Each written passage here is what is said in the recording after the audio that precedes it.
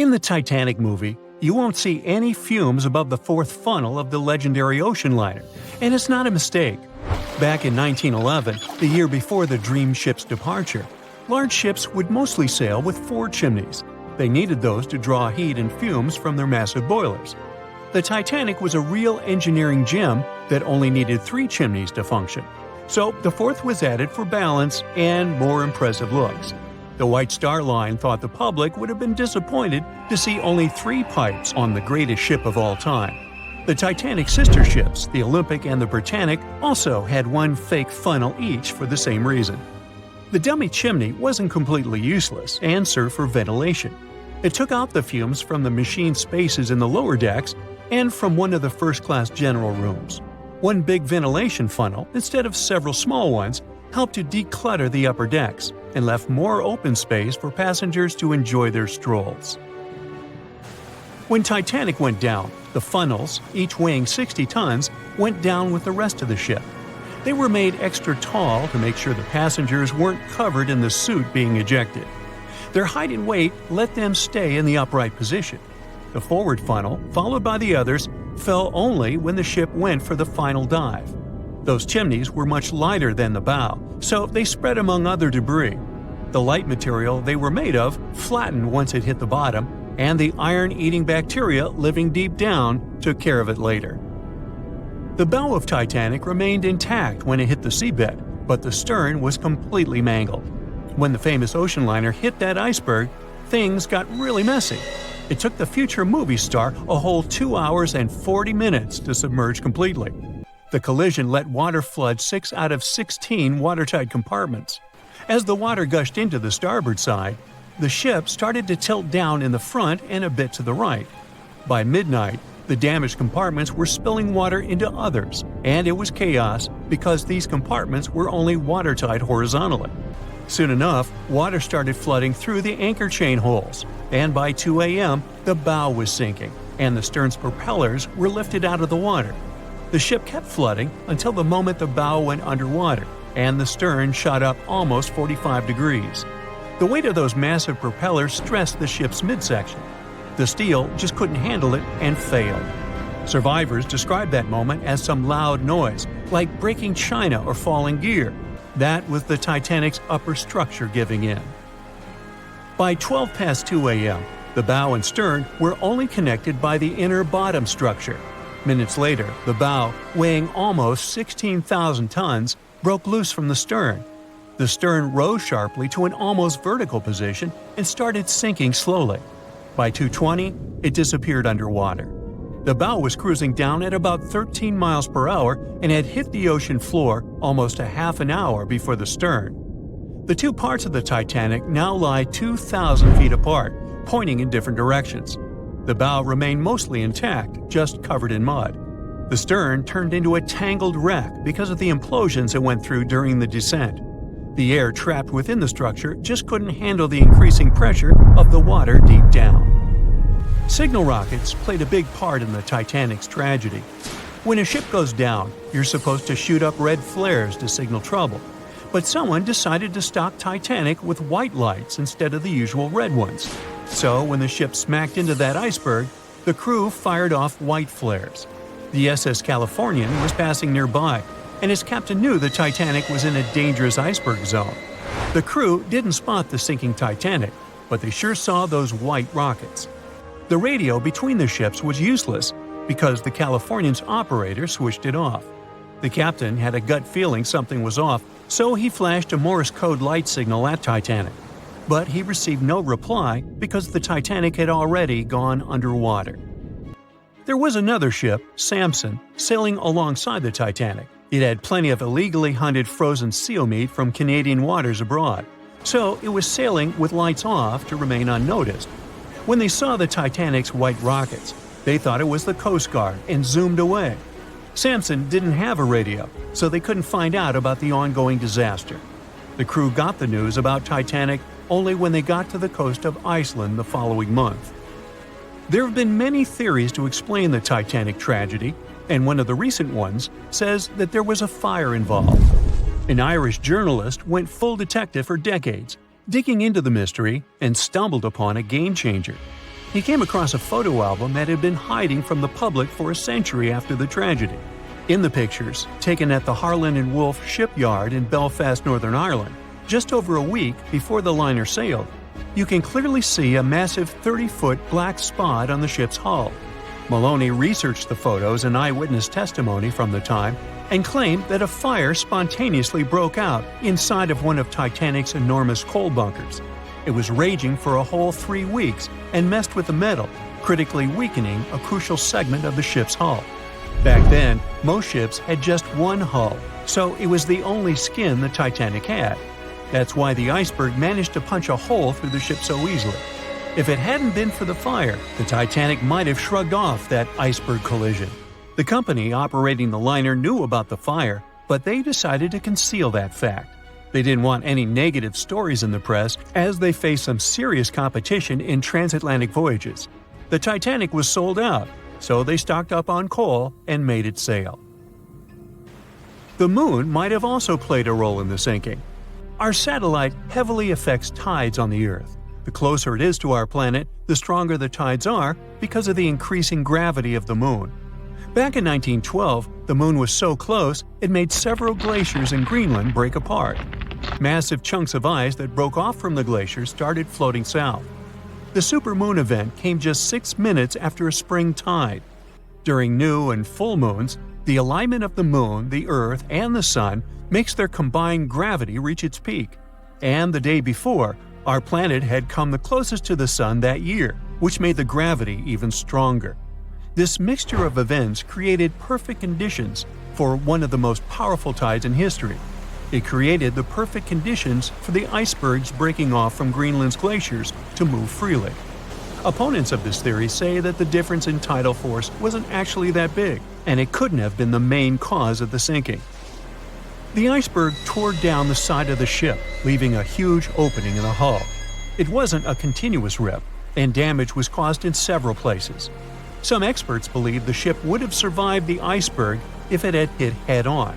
The Titanic had watertight compartments designed to prevent flooding in case of a collision.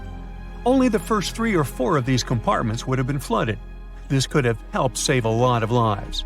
Supporters of this theory put the blame for the disaster on First Officer William Murdoch. Huge, fast-moving ships don't just turn in a matter of seconds like a speeding car. It takes minutes. When Murdoch realized the collision was inevitable, he tried dodging left to avoid a direct hit. But despite his efforts, the ship still collided with the iceberg. You know the rest.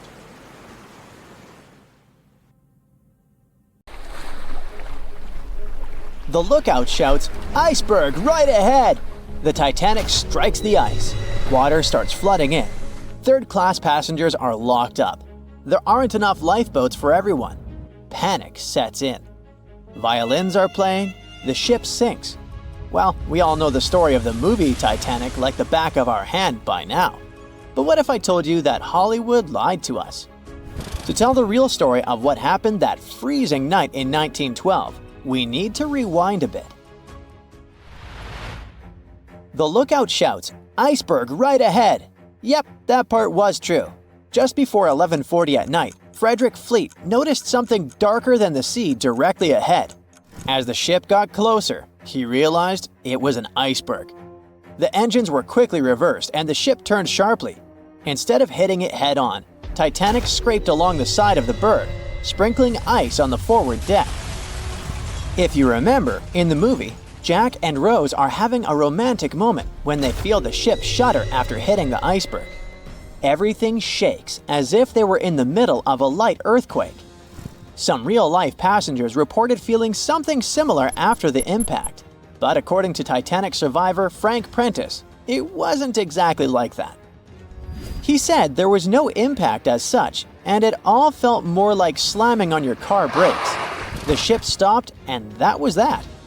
Some people even slept right through the collision, confirming that there wasn't such an abrupt impact.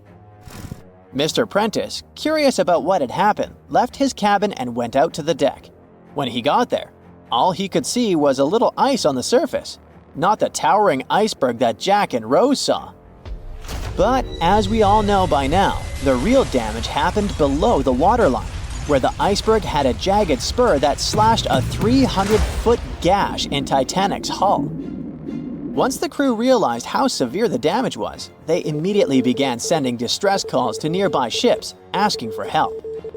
At some point in the movie, the radio operator goes to the captain and says there is only one ship nearby, the RMS Carpathia, which later ends up rescuing many passengers.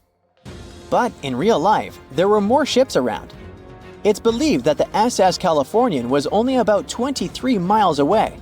This ship might have actually seen the Titanic sinking, or at the very least, seen its rockets exploding high in the sky. Yet, for reasons we will never fully understand, they didn't try to help. Let's get back to the story. Now, people need to get off the ship. At 12:45, lifeboat number 7 was the first to be lowered. Just like in the movie, women and children were told to go first.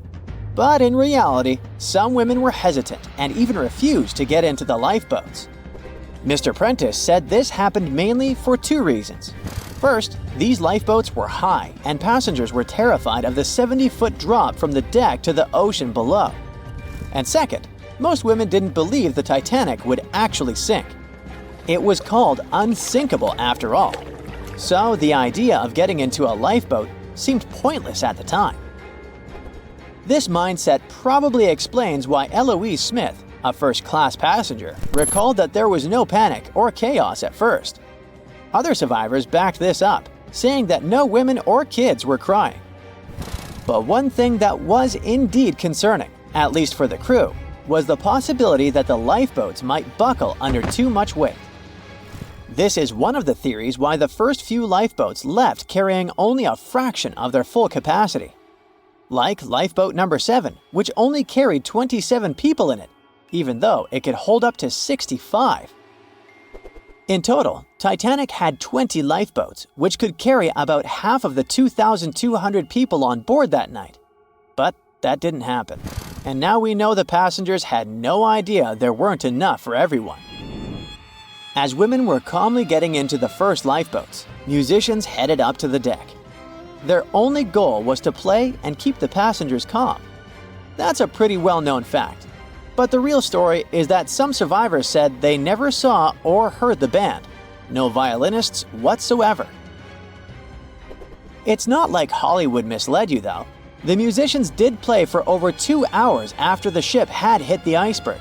So maybe these passengers were just too panicked to notice the songs, or the musicians started playing later than we think.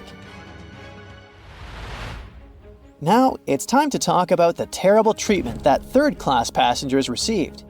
The movie portrayed the crew as cruel, locking the less fortunate below deck like animals, giving them no chance to reach the lifeboats and save their lives. But the official inquiry into the disaster suggested that wasn't true. I mean, yes, fewer third-class passengers survived compared to those in first and second class, but there were other factors at play. Many third-class passengers were reluctant to leave the ship, clinging to their belongings, and had a harder time making their way up from the cabins, which were at extreme ends of the ship. Some survivors confirmed that they were not locked up. In fact, it was quite the opposite. Mrs. George Wabi, a Lebanese woman traveling in third class, said that when chaos had erupted, some brave crew members and well-dressed first-class passengers had actually helped her get up to the first-class deck and eventually onto a lifeboat. At first, the Titanic was sinking slowly, bit by bit. Passengers reported seeing the water rising and hearing pops and cracks. Then, there was a loud boom.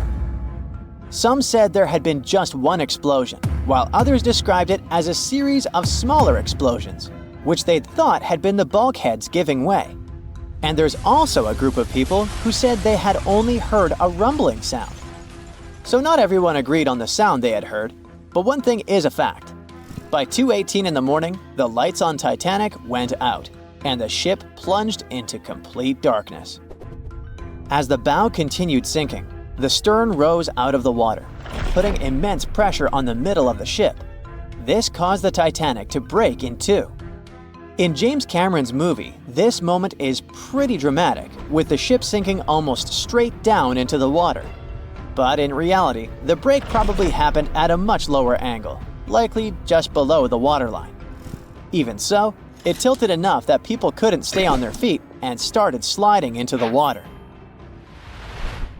One interesting thing is that it wasn't until the wreckage was found in 1985 that it was finally confirmed the Titanic had broken apart. Up until then, survivors had given conflicting stories. At least 8 survivors claimed they had seen the ship split.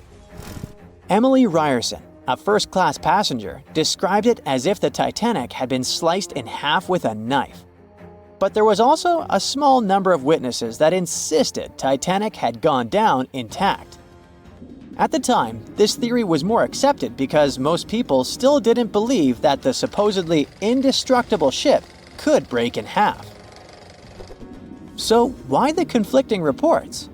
Okay, so what you don't see in the movies, for obvious reasons, is how incredibly dark it was when the tragedy happened. It was like being in a room with no light, where you can only make out shapes and shadows. That's what it was like on the lifeboats. This means passengers couldn't really see what was happening, and most of those who were close to the ship either lost their lives or were too focused on trying to survive to pay attention to the details of the wreck. Although James Cameron's film didn't fully capture how terrifyingly dark the disaster truly was, the 2012 TV series Titanic did a better job of showing the pitch-black horror of that night. Even then, the reality was much darker and more terrifying than either of these two productions could portray. Wow, poor Titanic just can't get a break. After being destroyed once, now it's going through its second crumbling on the seafloor. Experts think there will be no sign of it left by 2050.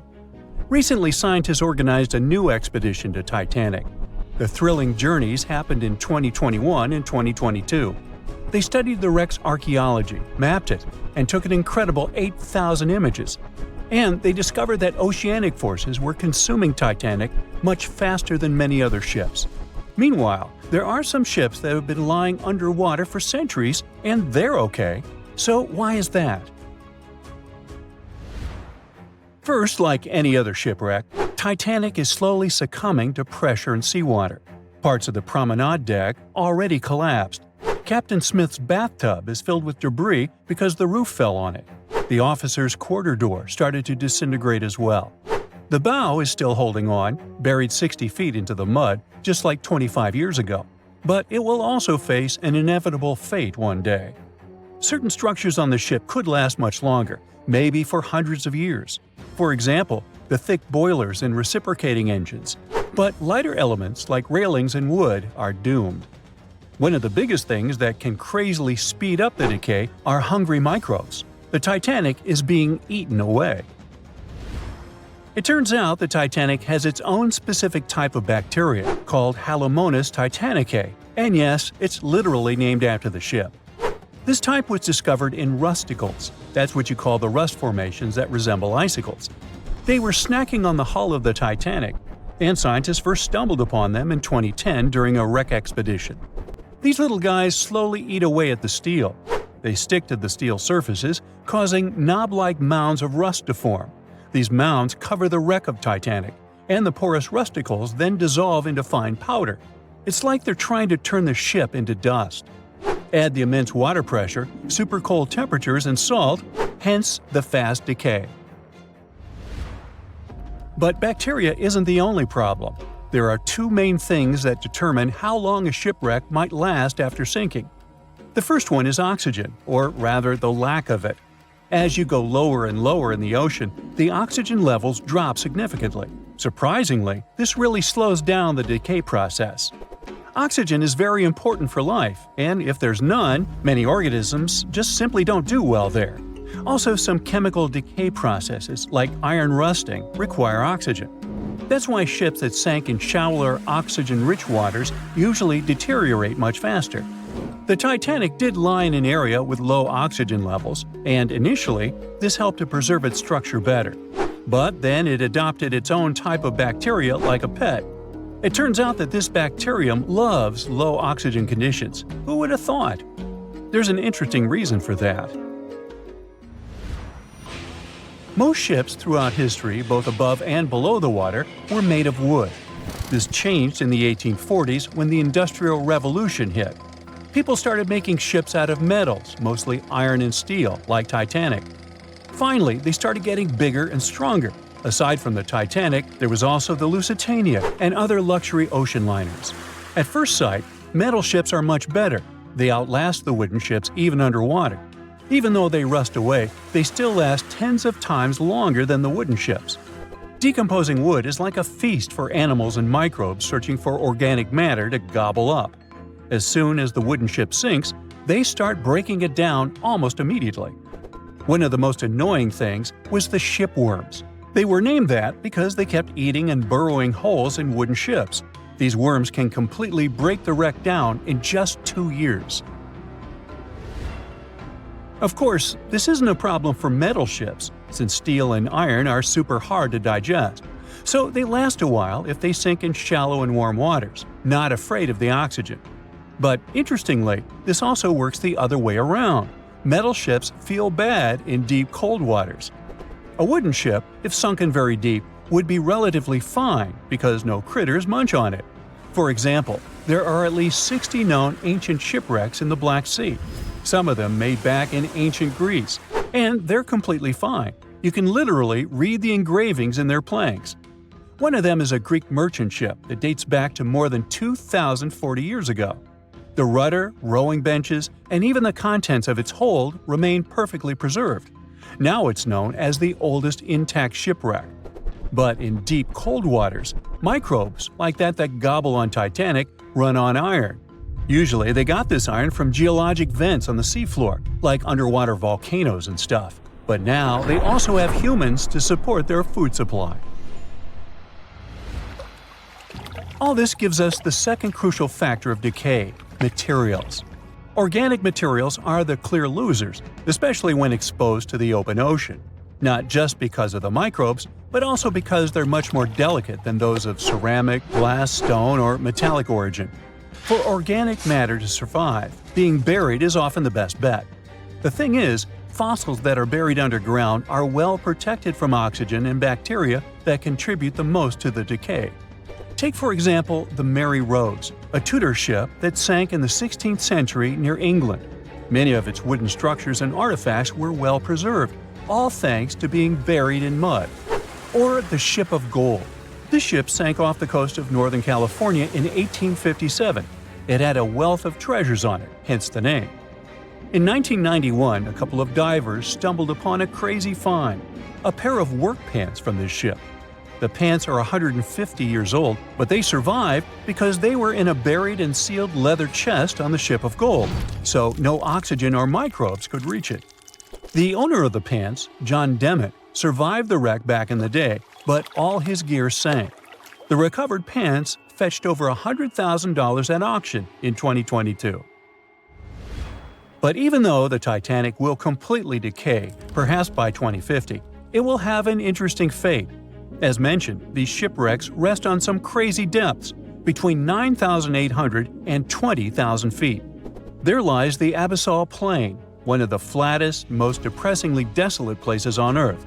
It's an endless expanse of muddy seafloor. Occasionally, you can find some rocks and boulders here and there. They were once picked up by drifting glaciers.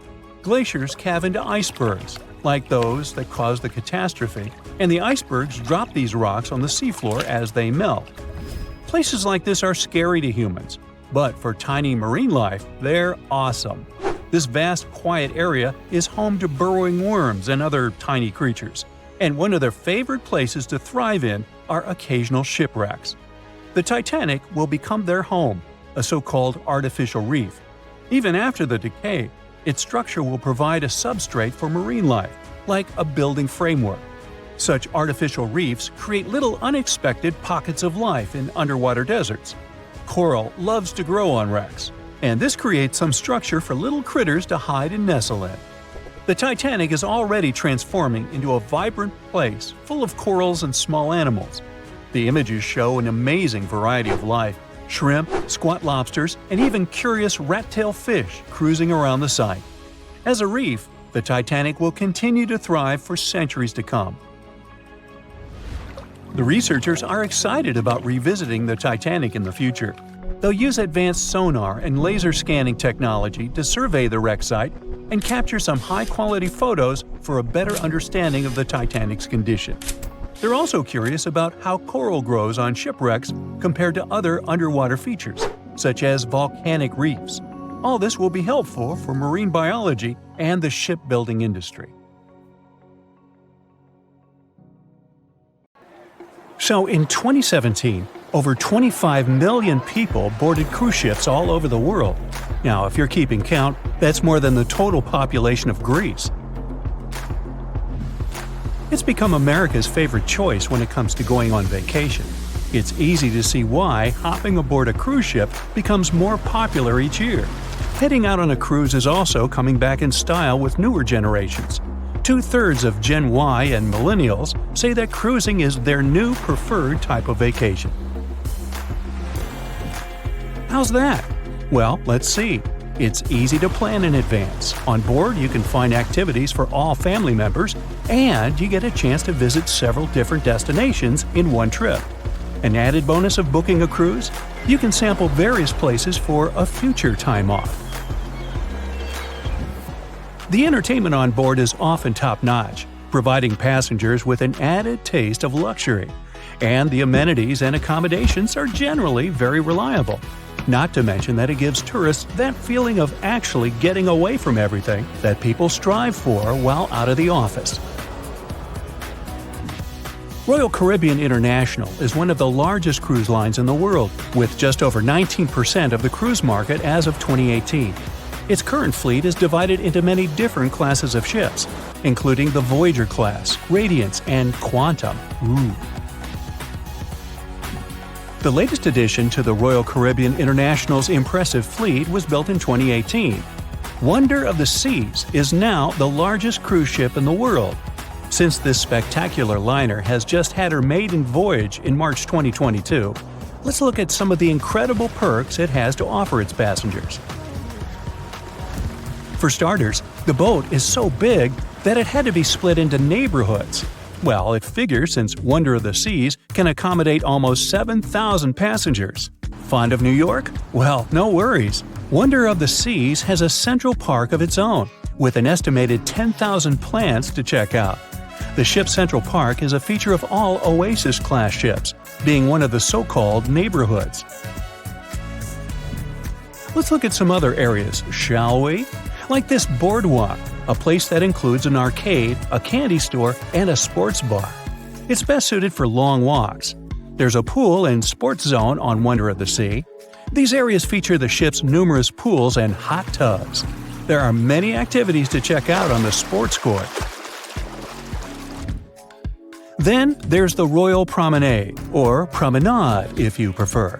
That's the main road on Wonder of the Seas, with bars, lounges, and places to grab a cup of coffee, or a luxurious latte. The entertainment neighborhood is the focal point for leisure activities on the ship. Here, guests can find a comedy club, an ice skating rink, and even a theater. The spa and fitness area is a tranquil zone with a huge array of treatments available. The fitness center is free of charge, by the way, so there's no excuse for guests to skip a leg day. An extra 8th zone was added to Wonder of the Seas. It's called the Suite Neighborhood. This is an exclusive area designed for guests staying in the suites. Oh, now I get it.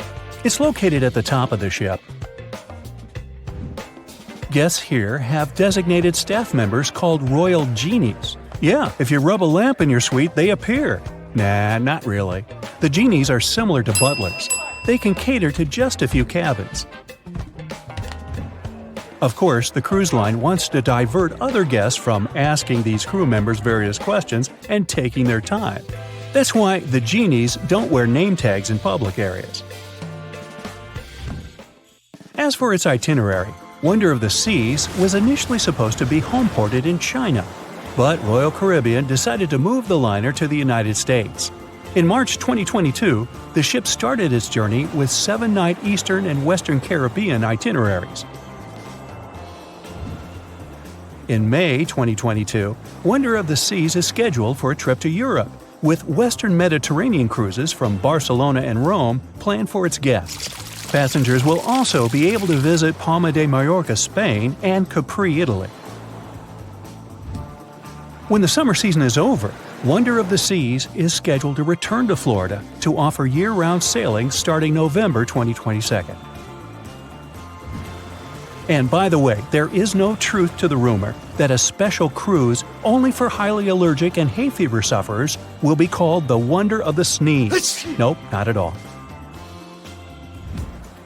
Now, it's hard to imagine a ship so massive that can accommodate so many amenities on board. For example, the Titanic was the largest ship of its time, measuring 882 feet in length. And Wonder of the Seas is not only 1,188 feet long, it's also 36% taller and 34% wider. Speaking of lifeboats, which I am about to, Titanic had a mere 20 lifeboats on board, which was tragically not enough to fit all the passengers after the ship hit the iceberg. But Wonder of the Seas has an even smaller number of lifeboats, 18 to be precise. Sounds weird and dangerous? Well, not really, given that each of these lifeboats can accommodate up to 370 people. It means that all the passengers and crew members, an estimated 8,000 people if fully booked, are going to be safe in case of an emergency. If we could somehow have a race between the two ships, well, Titanic was in fact the faster ship out of the two, beating Wonder of the Seas by 1 knot per hour. Cruise ship passengers today are more interested in the experience rather than the speed of the boat itself. That's why how fast a ship can travel is not an extremely important aspect nowadays. In terms of costs, Titanic cost around $7.5 million at the time of its construction. It's the equivalent of about $200 million today. How about Wonder of the Seas? Well, it cost a staggering $1.35 billion to build, making it 6 times more expensive than the Titanic. How about we compare ticket prices? Well, in this case, the least expensive ticket on Titanic was £7. It's about $1,000 today. The cheapest ticket on Wonder of the Seas is currently $423, but prices may vary depending on the location, season, itinerary, and how much you tip your royal genie. And I know you were going to ask, how about icebergs? Well, Titanic steamed in the frigid North Atlantic, where you had to be on the lookout for those. Wonder of the Seas will be cruising the balmy Caribbean, where the worst thing you can hit on is 17 in blackjack. Oops, busted. Anyway, set side by side with its other sisters from the Royal Caribbean Fleet, Wonder of the Seas is equally as impressive. The company's earliest ships could host about 2,500 people. This included passengers and the staff. Such ships were Splendor of the Seas, Legend of the Seas, and the smallest of them all, Thumbelina of the Seas. No, wait, that should be Empress of the Seas. Oops, my bad. The largest ships in the company's fleet can now house about 9,000 people altogether. That's almost 3 times the size and capacity of the earlier liners. Wonder of the Seas is one of them, as well as Harmony of the Seas and Symphony of the Seas. Are you seeing a pattern here? Yep, if you ever encounter a ship with Of the Seas in its name, it's safe to assume it belongs to Royal Caribbean. But if it's a can of tuna, it might actually be Chicken of the Sea. Hey, I like tuna. Now, choosing between cruise ships based on their size is like wondering if you should visit your local museum or the Louvre in Paris. It all depends on your preferences. Some families prefer small settings. Others are fan of large spaces that can provide everything they need. Historically, it's equally as exciting how far we've come in terms of maritime transportation. The SS Royal William, for example, was the first boat to ever make a transatlantic voyage almost entirely steam-powered in 1833. And it was a mere 160 feet long and could house roughly 155 passengers. And if the seas were calm, then they were housed less roughly. Similarly, the first modern megaship in the world was the MS Sovereign of the Seas. Launched in 1987, it was only 888 feet long and could carry a little under 3,000 passengers. size and capacity are not the single improvements added to newer cruise ships out there. Recent technological developments in artificial intelligence and facial recognition have allowed cruise operators to ensure faster, smoother boarding for passengers. If, in the past, it took from 60 to 90 minutes for all passengers to board a ship, nowadays, cruise ship operators manage to get people comfortably settled in less than 15 minutes. Now, I'm sure you're already eager to book a ticket, but let's look into some of the more interesting activities you can try on board Wonder of the Seas. This way, you'll know what you're getting yourself into. All Royal Caribbean ships have loads of artworks available for their guests to enjoy. But Wonder of the Seas goes above and beyond, even featuring statues of astronauts in key locations around the ship. You'll find the first astronaut looking through the glass at the promenade, while a second one is busy rock climbing at the boardwalk. The third and last astronaut is more of a movie fan. This statue can be found near the movie screen sitting area. Going astronaut sightseeing is proving to be quite the experience among guests. In the areas with no access to sunlight, Wonder of the Seas features virtual balconies. In case of bad weather, guests can still have a feeling of the outdoors, but without having to hide from wind or rain. Teenagers have a place of their own reserved on the ship. There's a special club with a private hot tub, selfie area, games, and comfortable seating.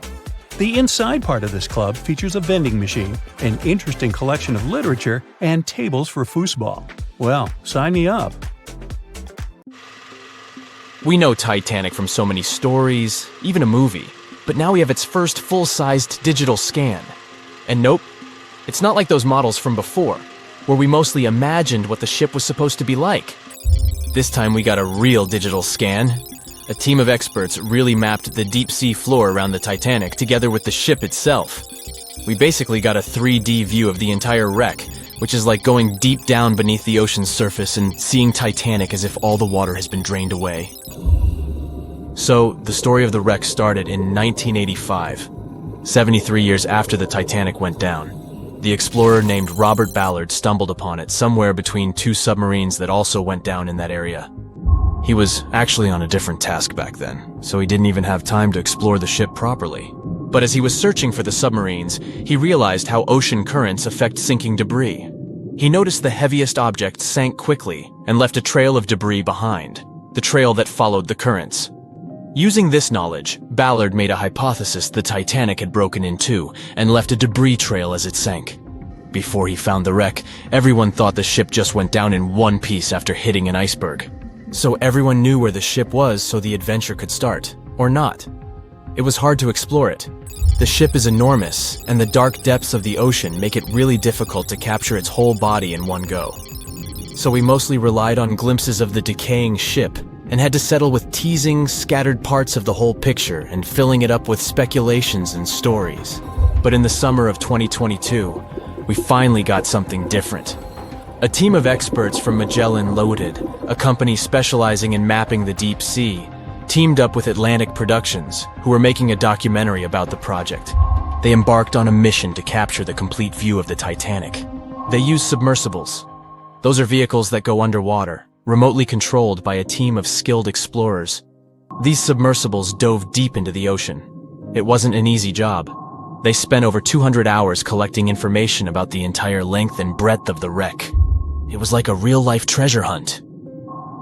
But instead of finding gold and jewels, they took something even more precious. Over 700,000 images of the Titanic from every angle possible. Yup, they took photos of every tiny part of the ship, even the not-so-interesting bits most of us would usually skip. Even mapping the muddy parts was an important part, because it helped fill in the gaps between the more exciting things they discovered. And this was a way for all of us to finally get a detailed 3D reconstruction. Even though it's been more than 100 years, you can still recognize the bow of the Titanic, covered in rust that hangs down like stalactites. On top of the bow is the boat deck, where a big hole gives us a glimpse into the empty space where the grand staircase once stood, like a window into the ship's glamorous past. Its stern is now a wild mess of twisted metal. As the Titanic went down, this part collapsed and spiraled into the seabed. The bow and the stern ended up separated by about 2,600 feet. There's a vast field of debris surrounding this giant, stuck on the seafloor. This debris is like a scattered treasure trove, full of intricate metalwork from the ship, statues, and even unopened champagne bottles. There are also personal belongings that went down together with the ship, like dozens of shoes resting across the seafloor. It was a tough task to do, go down and take all those pictures. It may not sound that hard at first, considering it was the vehicle that really immersed itself into such deep parts of the ocean, not the people. But studying the ocean is hard. We haven't explored, mapped, or even seen over 80% of it. The conditions are harsh, and the pressure becomes more intense the deeper you go. And their vehicle had to dive down to nearly 13,120 feet below the surface. That's like 12 Eiffel Towers stacked on top of each other. Plus, you have strong currents in that area, so it was probably like trying to navigate through a watery maze. And submersibles weren't supposed to touch anything. Even the slightest wrong step can damage the wreck that was already so fragile. It seems like the Titanic is frozen in time, so it will always be there waiting for us. But in reality, it's slowly disappearing. It's pretty obvious that the ocean water ruined it considering how long it has been down there. But it's not just that. The wreck itself has become a home for a specific type of bacteria Halomonas titanicae that even got named after the famous ship. These bacteria have a special ability. They can survive inside rusty formations known as rusticles. They kind of look like icicles, those spikes of ice that form when water falls from something and freezes.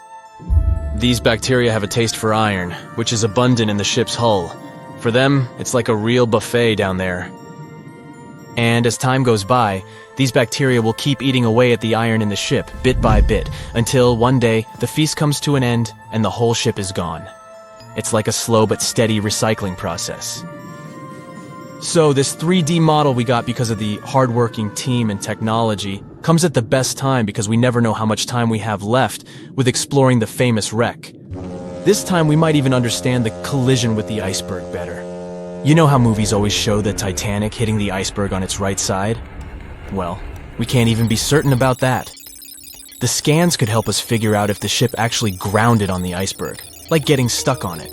We can study the stern and analyze how the Titanic struck the seafloor. That will also help us understand what really happened during the sinking. Maybe we'll get a chance to discover if there was really a strong fire that sealed the fate of the Titanic. One theory says that the coal fire had been raging for a whole 3 weeks before the ship even took its first and last trip. And this could have made its hull weaker, which means most of the work was done. The iceberg just delivered the final blow, if there even was an iceberg, as some people wonder. There's an alternative theory they suggested where the Titanic may have actually hit a hidden mass of pack ice instead of a typical iceberg. Pack ice is made up of large sheets of ice that float near the ocean's surface and can be difficult to spot. They believe this pack ice might have drifted into the Atlantic from the Arctic Ocean. According to one professional mariner, Captain L.M. Collins, that stands up with that idea. If the Titanic had struck a regular iceberg, the ship would have sunk much more quickly than it did. And since the Titanic managed to stay on the surface for a relatively long period of time, less than 3 hours, maybe this was a different type of collision. The mariner also said there are differences in what people said they saw when the Titanic sank. He thinks these differences might be because of optical illusions. In this case, when people were looking at the ocean that night, the way the light was reflecting and the conditions at sea might have made things appear closer or distorted. So when they saw something in the water, it might not have been exactly what they thought it was. Whether it was an iceberg or something else. Binoculars might have helped the crew members to spot the potential danger, but unfortunately, they didn't have any. It appears they were locked inside a cabinet, and no one knew where the key was. April 14th, 1912. The Titanic crashed into a huge iceberg and sank. Yep, we've covered that. But what if this time we use the ice to bring the ship to the surface? This requires several thousand feet of wire mesh and a lot of liquid nitrogen. Our goal is to put the Titanic in a huge block of ice that will raise the ship to the surface. Now to do this, you need to wrap the wreck in a wire mesh and cover it with liquid nitrogen. The first problem you face is the inability to wrap the ship completely. You need to somehow lift the ship a little to put the mesh under it. Let's say that by some miracle you manage to do so. Next, you need to transport hundreds of large tanks of liquid nitrogen. You're underwater, opening the tanks, and it's so cold that the icy water of the Atlantic Ocean looks like it's boiling. The nitrogen just sizzles, dissipates, and certainly doesn't create a block of ice around the mesh. Alright, new attempt. Raise the Titanic with the help of huge magnets. For this, you need a large cruiser and some powerful magnets. You attach thick cables to the magnets and lower them to the bottom. Bright projectors illuminate the black ocean depths. Parts of the wreck are visible. The magnets descend lower and cling to the iron hull of the ship. The cruiser pulls the cables and magnets up. Some of them detach from the Titanic as the iron surface is covered with reefs and corals. Some parts of the wreck break away from the ship and rise. The power of the cruiser is not enough. One of the cables is torn. Not only the weight of the individual parts of the Titanic, but also the colossal water pressure interferes with the operation. The sunken ship can't be raised completely, only its small parts. In reality, there has already been an attempt to raise the Titanic in parts. The $5 million operation failed. Nylon slings were attached to a large part of the wreck. The other ends of the slings were connected to the diesel engines. For the entire operation, they used a mini submarine. A piece of the Titanic weighing 21 tons was pulled up, but one of the slings broke because of the strong water pressure. Then, one by one, the other cables began to snap, and a huge piece fell back to the seafloor. By this time, all the participants of the rescue operation had run out of food supplies, and it was far from the nearest shore, so they decided not to make a second attempt. A book was written and a movie was made about how the Titanic was lifted with compressed air. In reality, no one even attempted this operation. To do this, you'd need several hundred large cylinders of compressed air. At first, you install them inside the Titanic's hull and wait for them to pull the ship to the surface. As soon as you lower the cylinders under the water, they immediately float upwards. This greatly complicates the operation. You need to fasten the cylinders with cables and pull them down to the bottom using a powerful submarine, or better yet, several of them. Because of the high pressure, the cylinders might burst. In this case, the blast wave would hit other cylinders and provoke a catastrophe. Too expensive and unsafe. The most expensive and complex plan to raise the Titanic is probably the one where scientists somehow extract hydrogen and oxygen from the ocean water. Then, these extracted elements must fill special containers. Those containers are attached to the ship, and the Titanic would rise to the surface. Even if you extract oxygen and hydrogen from millions of tons of water, the rest of the ocean water will replace it. A machine that will be capable of such filtering should cost billions of dollars.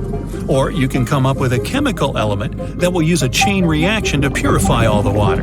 In this case, the entire world ocean will be left without vital oxygen. Someone once suggested blowing up the Titanic. You'd need to lower several boxes of dynamite to the ocean floor. The boxes must be completely sealed to prevent the dynamite from getting wet. Next, you need to run several miles of wire conducting an electrical current to them. Once all this is done, you sail to a safe distance.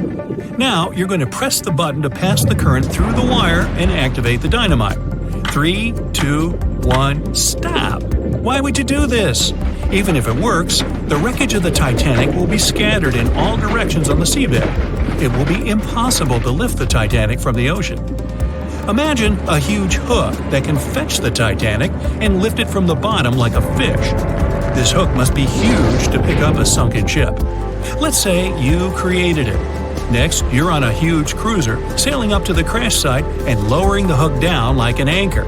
It falls right on the Titanic but doesn't cling to it. You need special equipment to attach a bus-sized hook to the Titanic. It would include a huge submarine with mechanical arms. To build such a device and make it work under enormous pressure is already next to impossible. But let's say you finally managed to hook the Titanic. It's then you realize the cruiser doesn't have enough power to lift the ship, weighing more than 50 tons, and the hook that adds about 10 tons more. To complete your task, you'll need a few more cruisers and a few extra $1 million. Once hot wax cools, it hardens and floats on the water surface. What if we deliver it to the ocean floor and pour it inside the Titanic? This may work, given that wax is not an expensive material. So you melt the wax, pour it into strong tanks, and pull them to the bottom with the help of a submarine. The tanks can withstand enormous pressure, and the submarine has enough power to lower the wax to such a depth. The containers are placed inside the Titanic. Through a remote control, you open the containers, but the wax doesn't pour out. The deeper you go, the colder the water gets. While you were delivering the containers to the ship, the wax was cooling down and getting solid inside. Several containers are pressed against the top of the ship, but it's not enough to lift the Titanic. Other containers simply float away to the surface. And even if the containers were thermostatic and kept hot inside all the time, once released, the wax would solidify in an instant. There would just be no time for it to spread and cover the Titanic from within, so it would just float up as well. Alright, you fill several large and sturdy bags with Vaseline. This substance acts just like wax in the cold. It gets solid and floats. You want to put bags all over the Titanic and just wait for the Vaseline to bring it up. You load the bags into the submarine and descend to the ocean floor. Some parts of the ship can't be reached because of the clinging corals. You decide to unload all the bags in one place, but as soon as you take Vaseline out of the submarine, the bags tear due to the strong pressure.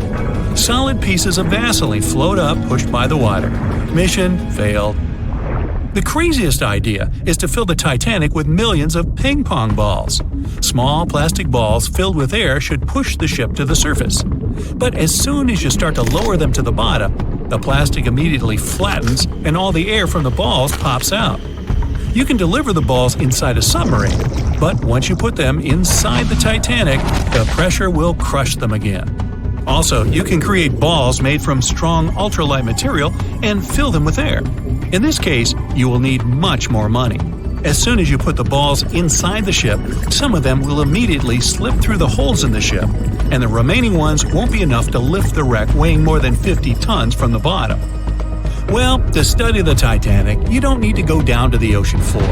On the internet, you can find a detailed 3D map that shows the wreck site, as well as the ship itself on the seabed. To get a realistic picture of the Titanic, researchers used sonar technologies and underwater robots, which took more than 10,000 pictures of the sunken ship. So, what do you think? Leave it alone? Yeah, me too. It was 11:39 at night when the Titanic's lookout shouted, "Iceberg, right ahead!" Swift action on the bridge to reduce speed and change the ship's course didn't help, and you already know how the story ends. Since then, we've regarded what happened to Titanic as a once-in-a-lifetime event. Is it though? The Titanic sank in 1912. Forget about fancy GPSs or weather satellites. At the time, ships were responsible for warning each other about the location of icebergs, like a "hey man, trust me on this" situation. Then the Titanic disaster happened. To call it a disaster is an understatement, so specialists felt the need to form an organization to avoid this kind of accident happening again. That's why, a year later, they created the International Ice Patrol, or IIP for short. Up to this day, this group has been responsible for giving ships advanced warnings about ice threats. IIP improved their methods over the years, from ship reports and aircraft patrols to satellite images. Recently, they've also been using oceanographic buoys, floating devices providing real-time information about ocean conditions up to 164 feet below the surface to predict the potential drift of icebergs. Luckily, IIP is doing an excellent job in reducing ship iceberg collisions. But don't get too comfortable, because even the most advanced detection equipment can't entirely avoid an unfortunate situation. Between 1980 and 2005, there were 57 incidents involving vessels and icebergs. And the chilling truth is that today's ships are more likely to run into an iceberg than the Titanic was. Studies have shown that 1,038 icebergs crossed the area where the Titanic sank back in 1912. You might think that's a lot, but scientists say it's not really a big deal. I mean, yeah, it's on the higher side, but there have been 14 years with even more iceberg activity since then. Nowadays, the number of icebergs is going up due to the accelerated melting of Greenland's glaciers. And since more ships are heading into polar waters, the chances of ships bumping into icebergs are higher. But the real danger for captains is invisible enemies, called growlers and bergy bits. Growlers are these small icebergs that can be the size of a regular door. And bergy bits are also considered small, measuring around the size of a school bus. These icebergs might seem harmless, but they're actually tricky since they can be completely invisible to radars or satellites. Let's see what happens when a modern cruise ship as big as the Titanic hits one of these small icebergs. Meet the Norwegian Sun, a luxurious cruise ship like Titanic, as it has the capacity to accommodate 2,400 passengers and more than 900 crew members. On July 2022, this cruise ship was on its way to Hubbard Glacier in Alaska when it found itself in the middle of a dense fog. Suddenly, passengers felt an impact and were terrified as the ship experienced a severe jolt. The fog immediately cleared and they realized what had happened. The Norwegian Sun had collided with an iceberg of the growler type. But the outcome was entirely different from Titanic. Thankfully, there were no injuries, and both the passengers and staff reached the Alaskan docks safely. Expert divers checked the condition of the boat, and they discovered that the ship had suffered some damage after the collision, so the rest of the trip was canceled. Now don't stress about packing for your next trip across the Atlantic, because accidents like the one with the Norwegian Sun are really rare. I mean, it's common for ships to encounter ice, but what's unusual is for it to be a problem. Most modern cruise ships wouldn't get physically damaged by an iceberg, and there's a reason for that. You see, the steel used in the Titanic also played a significant role in the disaster. The unsinkable ship, after all, was not so impact-resistant. Back then, the Titanic's hull was constructed using around 2,000 steel plates, which are believed to have been produced in an open hearth furnace. As a result, the steel contained a high concentration of phosphorus, oxygen, and sulfur. High levels of these elements make steel brittle at low temperatures, causing it to fail upon impact. While the steel used on the Titanic was of the highest quality available at the time, it wouldn't meet the safety standards of modern ships, and it was approximately 10 times less safe than what today's vessels use. But the most significant difference between the design of the Titanic and a modern ship lies in how the hull is put together. You see, the Titanic was built using over 3 million rivets for its hull and upper deck structure. So, when it struck the iceberg, the rivets started a chain reaction, causing the entire section of the hull to collapse simultaneously, causing an uncontrollable flood of water.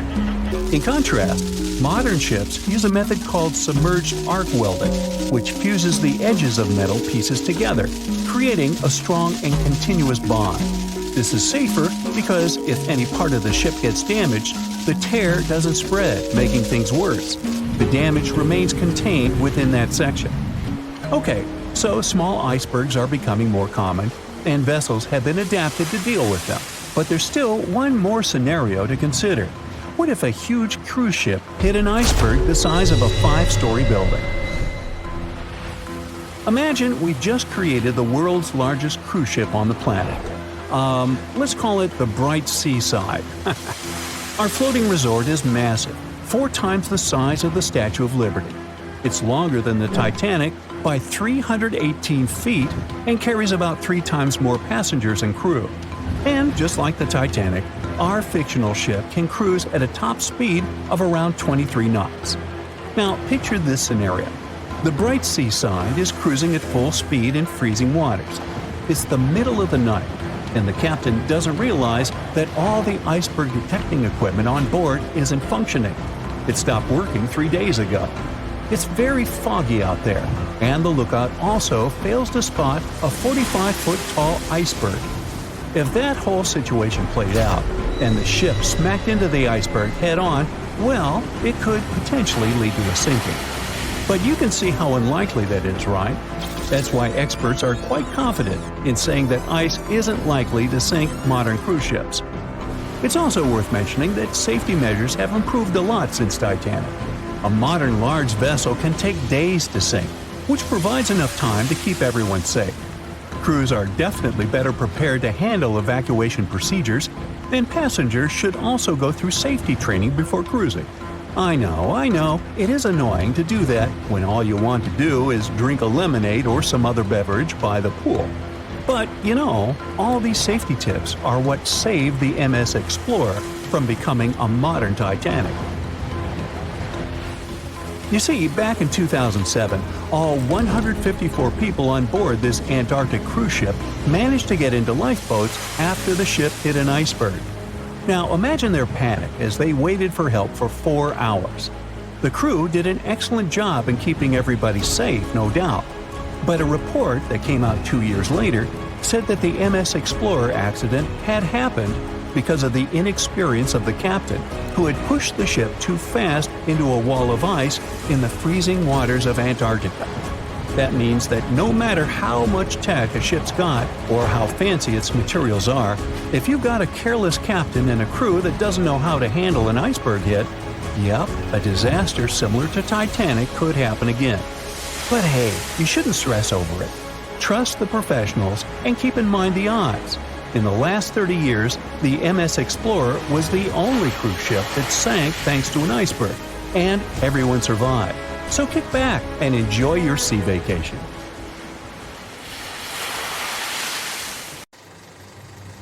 It's April 10th, 1912, a sunny spring day. You're one of the first-class passengers aboard the Titanic, just as the ship is about to depart from Southampton. Imagine everyone's excitement, fresh spring air, the sounds of the sea. You're strolling along the highest deck of the Titanic when you notice several lifeboats. As you start counting the boats, you recall the ship's capacity. It's just over 3,000 people. Wait, but are there enough lifeboats for everyone aboard? Let's look into the numbers. The Titanic could carry a needed total of 64 lifeboats, a number which could have easily helped to save all the passengers on board. Chief designer Alexander Carlisle planned to equip the ship with 48 lifeboats, but the Titanic ended up with a mere 20. The fact that this number of lifeboats wasn't enough for all the passengers was not illegal at the time. This was because the number of lifeboats required was calculated based on the tonnage of a ship, not her passenger capacity. Speaking of the Titanic, this number of boats was chosen for aesthetic reasons, to make the decks look less crowded to the ship's elite and high-class passengers. After the final decision on the lifeboats was taken, Carlisle quit his job.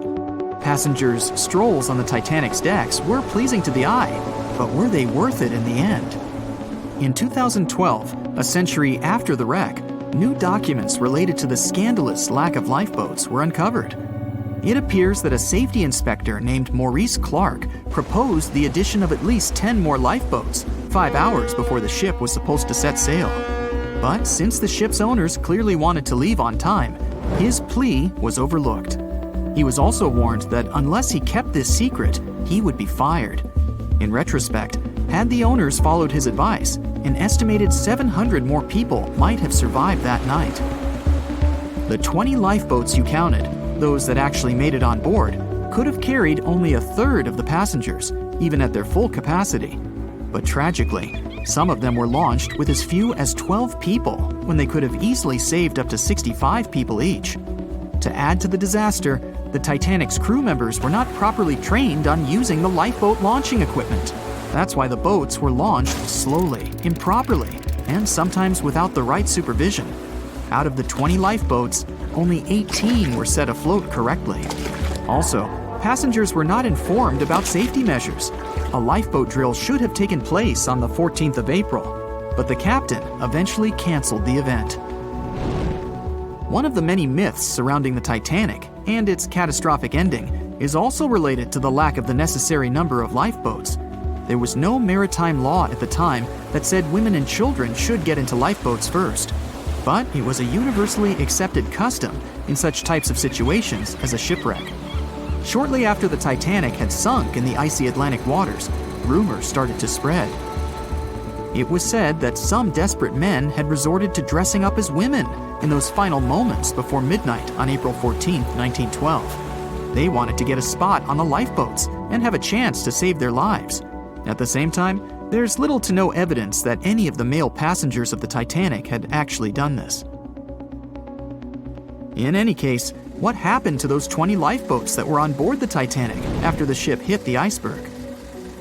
What we do know is that all these boats were launched between 12:40 a.m. and 2:15 a.m., with a total of 718 people on board. By the time they were rescued by the RMS Carpathia at about 4 a.m. the same day, only 705 people had remained alive. It took the crew of the RMS Carpathia more than 4 hours and 30 minutes to pick up all the passengers and 13 of the lifeboats. This was as many as the rescue ship was allowed to carry. The rest of the now empty lifeboats were left adrift at sea. Those salvaged were later given back to the White Star Line, the British shipping company which operated the Titanic. Strangely, after being returned, they appeared to have vanished from official records. The last image ever taken of the 13 surviving lifeboats was of them getting unloaded in the New York harbor. Sadly, and ironically, that's where the Titanic was supposed to be on April 18, 1912. The lifeboats were then rid of their Titanic nameplates or any other markings that could have linked them to the ship. Some sources claim that the boats were eventually destroyed. But was this actually the truth? The fate of one particular lifeboat has been the source of much debate. Collapsible Boat A, the last one to leave the ship, was retrieved by the RMS Oceanic a month after the crash. At that time, it was a shocking 200 miles away from the spot where the Titanic had sunk. Also, in the boat, there was a wedding band engraved with the words "Edward to Gerda," a sad omen to a couple that were lost at sea after managing to escape the sinking Titanic. Later identified as Edward and Gerda Lindell, the couple was traveling from Sweden to the U.S. to relocate. Some accounts claimed that Mr. Lindell did, in fact, make it to Collapsible Boat A, but his wife wasn't as lucky. Neither were ever seen again, and the wedding band was eventually sent to Gerda's father. The recovery of Collapsible Boat A was recorded in both photographs taken by the crew on board the RMS Oceanic and by a detailed handwritten account of a fellow passenger. They claimed that the lifeboat had looked more like a piece of wood carried by the waves than an actual boat. The first lifeboat to depart from the Titanic was Lifeboat Number 7.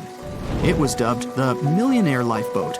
It's rumored that the 12 passengers on board might have bribed the crew to row away to safety instead of allowing others to jump in. In 2015, some of the items recovered from this lifeboat, including a lunch menu, a ticket, and a letter from one of the passengers, were auctioned for up to $70,000 by a New York auctioneer. Soon after the Titanic catastrophe, it became mandatory for all ships to be equipped with enough lifeboats to carry all the passengers and crew. It's more likely that the Titanic lifeboats, being relatively new equipment at the time, were refitted to be used on other ships, such as the RMS Olympic, which was the Titanic's older sister.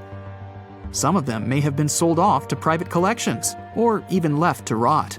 After all, they were seen as a source of bad luck, and most people were unwilling to use them again on other ships. Unfortunately, all the information about their whereabouts is hard to confirm now.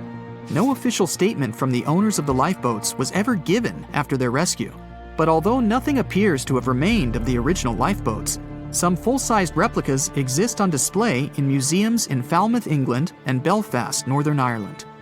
One of the few surviving White Star Line lifeboats did not, in fact, belong to the Titanic, but it did have a striking connection to the cursed ship. This boat is the restored Lifeboat 6 from the RMS Oceanic, which helped to recover Titanic's collapsible Lifeboat C. It was said to be owned by a private collector, but similar to the Titanic's lifeboats, we don't know anything about its location today. As for the nameplates and other identification marks of the lifeboats, the White Star Line seems to have kept them.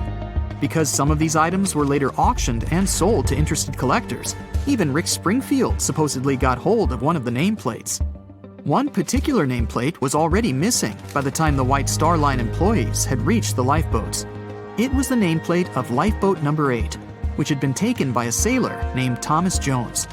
He later gifted it to another Titanic survivor, the Countess of Rothes, along with a letter acknowledging the bond they formed on the night of the shipwreck. You can find other similar items on display in different museums, such as Larne Museum and Arts Centre in Northern Ireland, or Worcester City Art Gallery and Museum.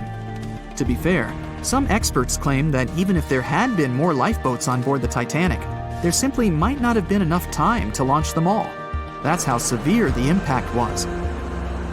Many researchers say that everything was happening so rapidly after the ship had hit the iceberg that it's astonishing that so many passengers managed to survive.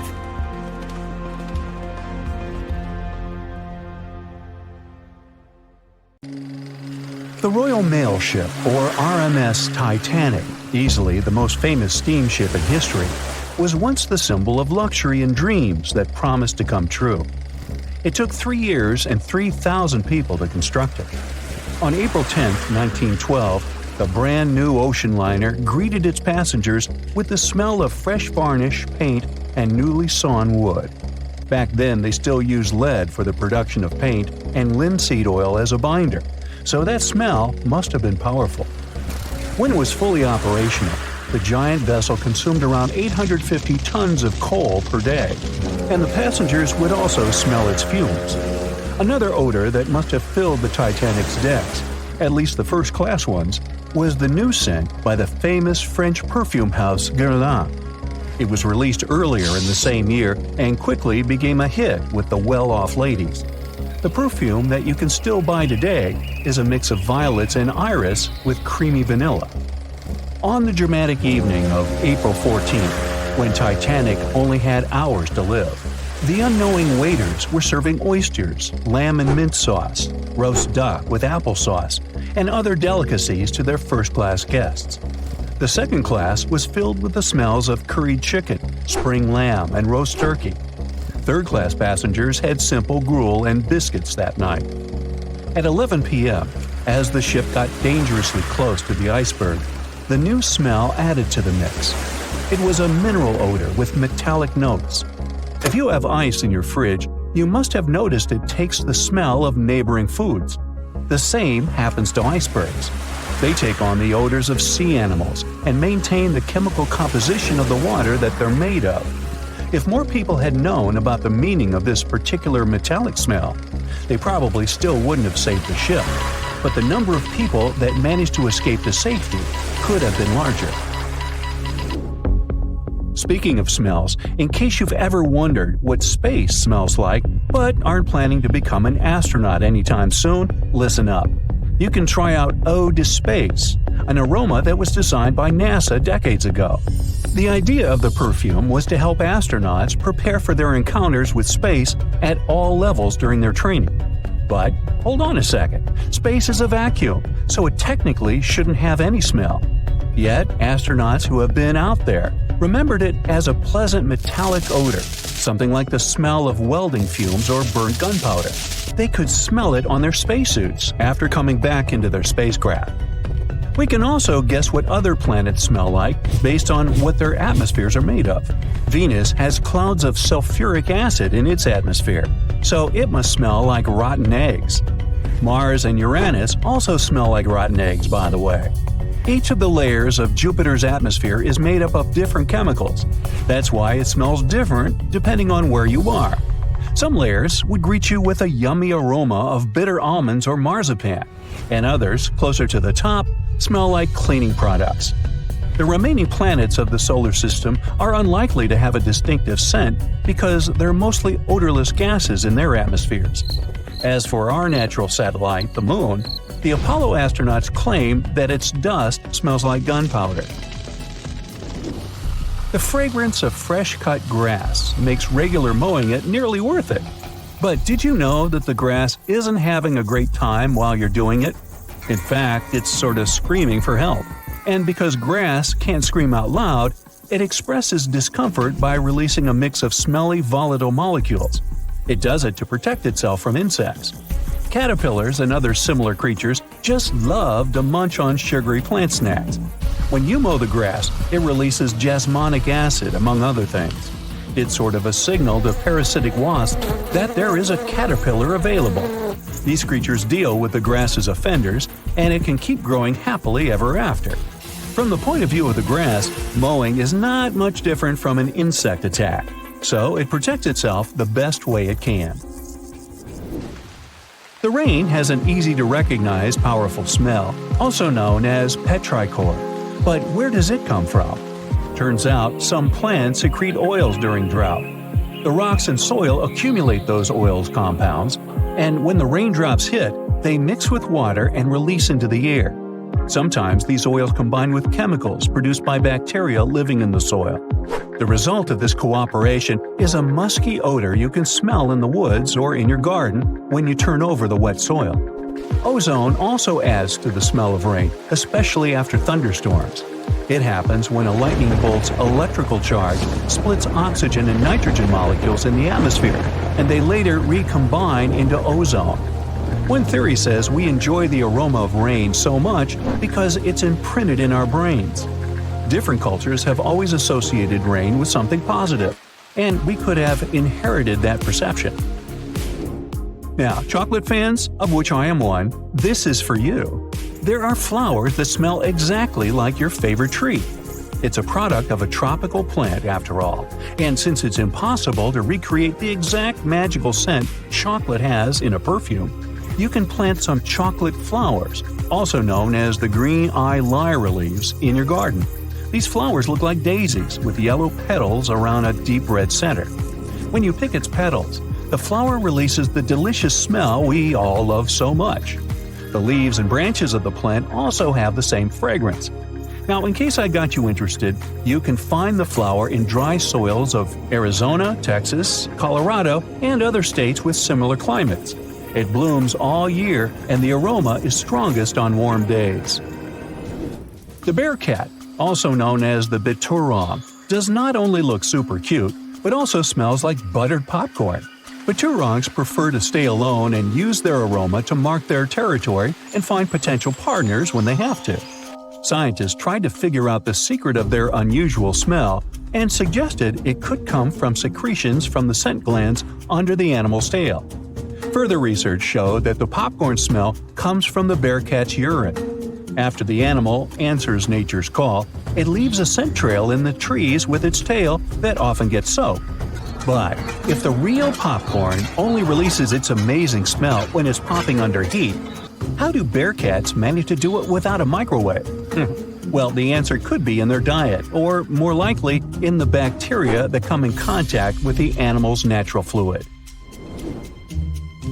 Durian is a fruit popular in Southeast Asia that smells sweet and nice to some people, but to the majority, it's a mix of rotten onions and sweaty socks. The stench is so powerful that it's banned on public transportation and hotels in some countries. The secret of durian is its 44 odor-active components. The mix is so complex that you can never tell what it's going to smell like. And despite that horrible smell, durian is considered a delicacy and is used to make mostly sweet dishes like cakes and candy. There was a smelly incident involving durian at a library in Australia. The smell of rotting fruit in a cupboard has spread across the entire building through the air conditioning system. They mistook it for gas leakage and had to evacuate around 500 students and teachers. Well, that stinks. And finally, if you've ever been to natural hot springs or went to see some geysers, you'll never forget the smell of hydrogen sulfide, or less poetically, rotten eggs. It's actually not only yucky but also highly flammable, but it can also be quite useful. Most households in Iceland use geothermal springs as a source of hot water.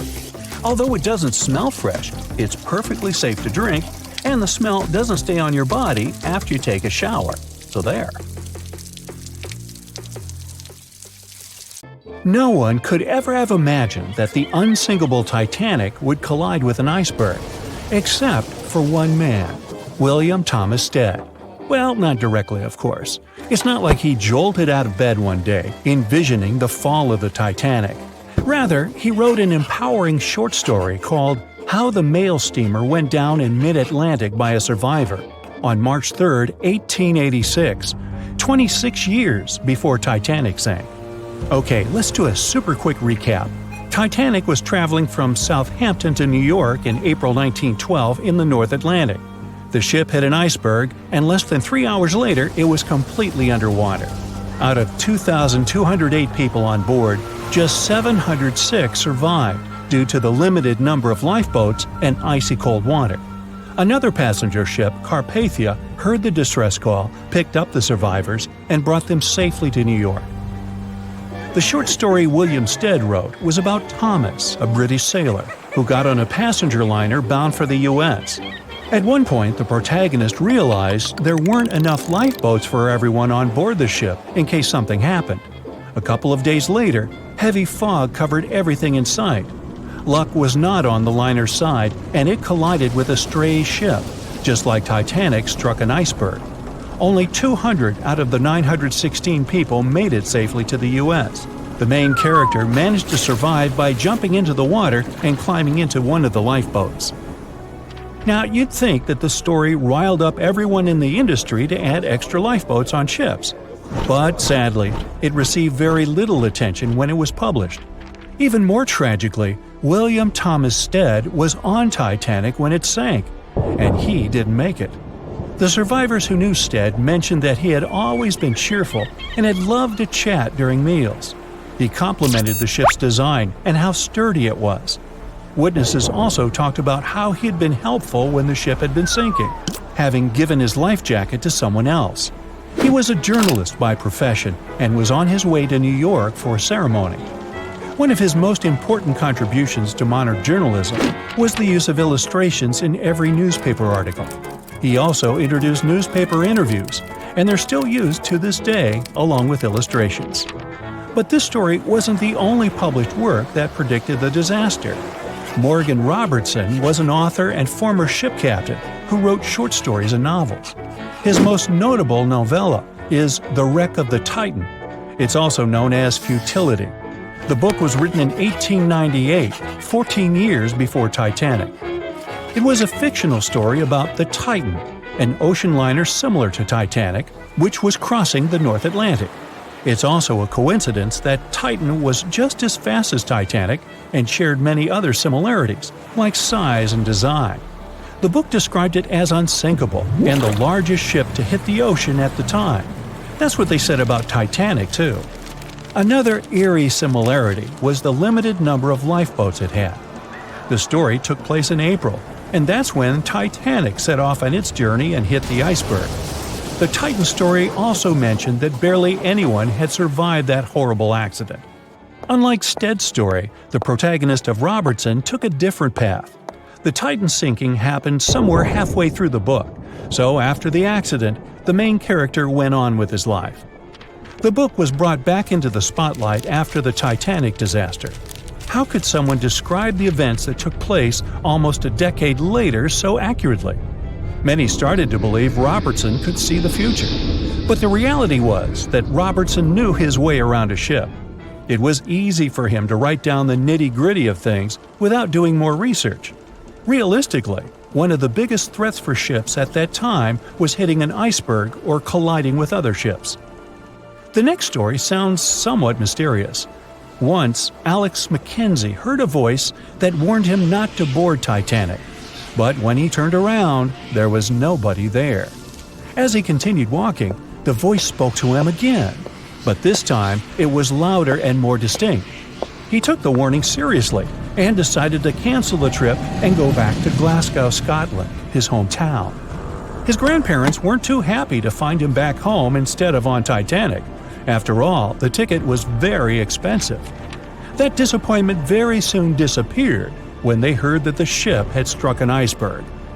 John Coffey was a member of the crew of Titanic, but he decided to ditch the ride when the ship stopped at his hometown in Queenstown, Ireland. His inner voice told him to get off the liner, and he did.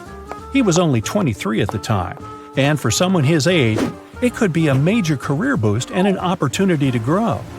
Despite the horrible tragedy, the guy signed to work with the RMS Mauritania just months after the Titanic sinking. Talk about commitment.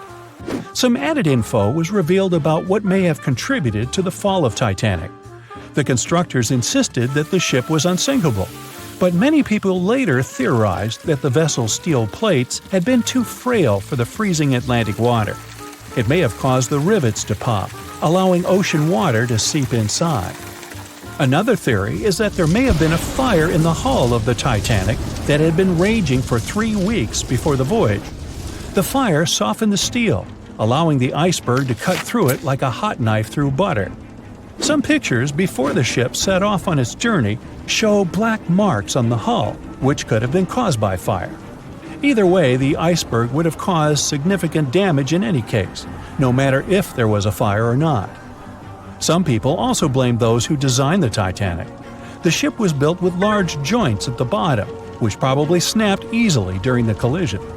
Of course, these are all theories, but we know for a fact that the iceberg was the main character of this drama, and that the works of Stead and Robertson should have been taken seriously. Either way, this should be a lesson for the future, helping to prevent similar tragic accidents. By the way, ocean liners and passenger ships wouldn't exist if it hadn't been for Thomas Newcomen. In 1712, he invented a steam engine that was so strong it could produce enough energy to power a ship. And a century later, in 1819, the first steamship traveled across the Atlantic Ocean to Liverpool, UK.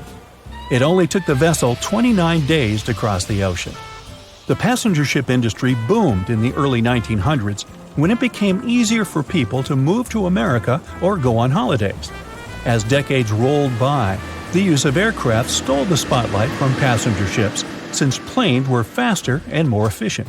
Nowadays, it's quite rare for a passenger ship to collide with anything in open water. Modern technologies can detect anything that can pose a threat and even predict stormy weather. Cruise ships these days are giants compared to the vessels of Titanic's era. Modern ships can carry almost twice the number of passengers and have amenities folks back then could only dream of.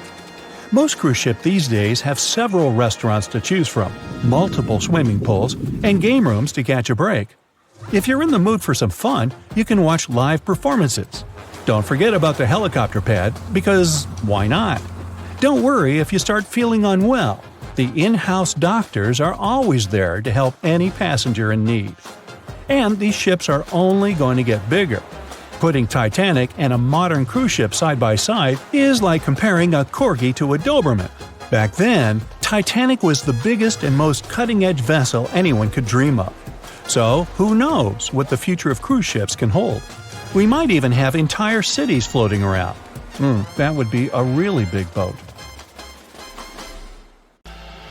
Everyone knows the story of the Titanic, but not many people know that Titanic had two sister ships, and that on the night of its sinking, one of them was rushing to help but didn't make it in time. Bad luck seemed to follow the trio of ships, but each one of them had glorious moments that live in the minds of those who sailed in them.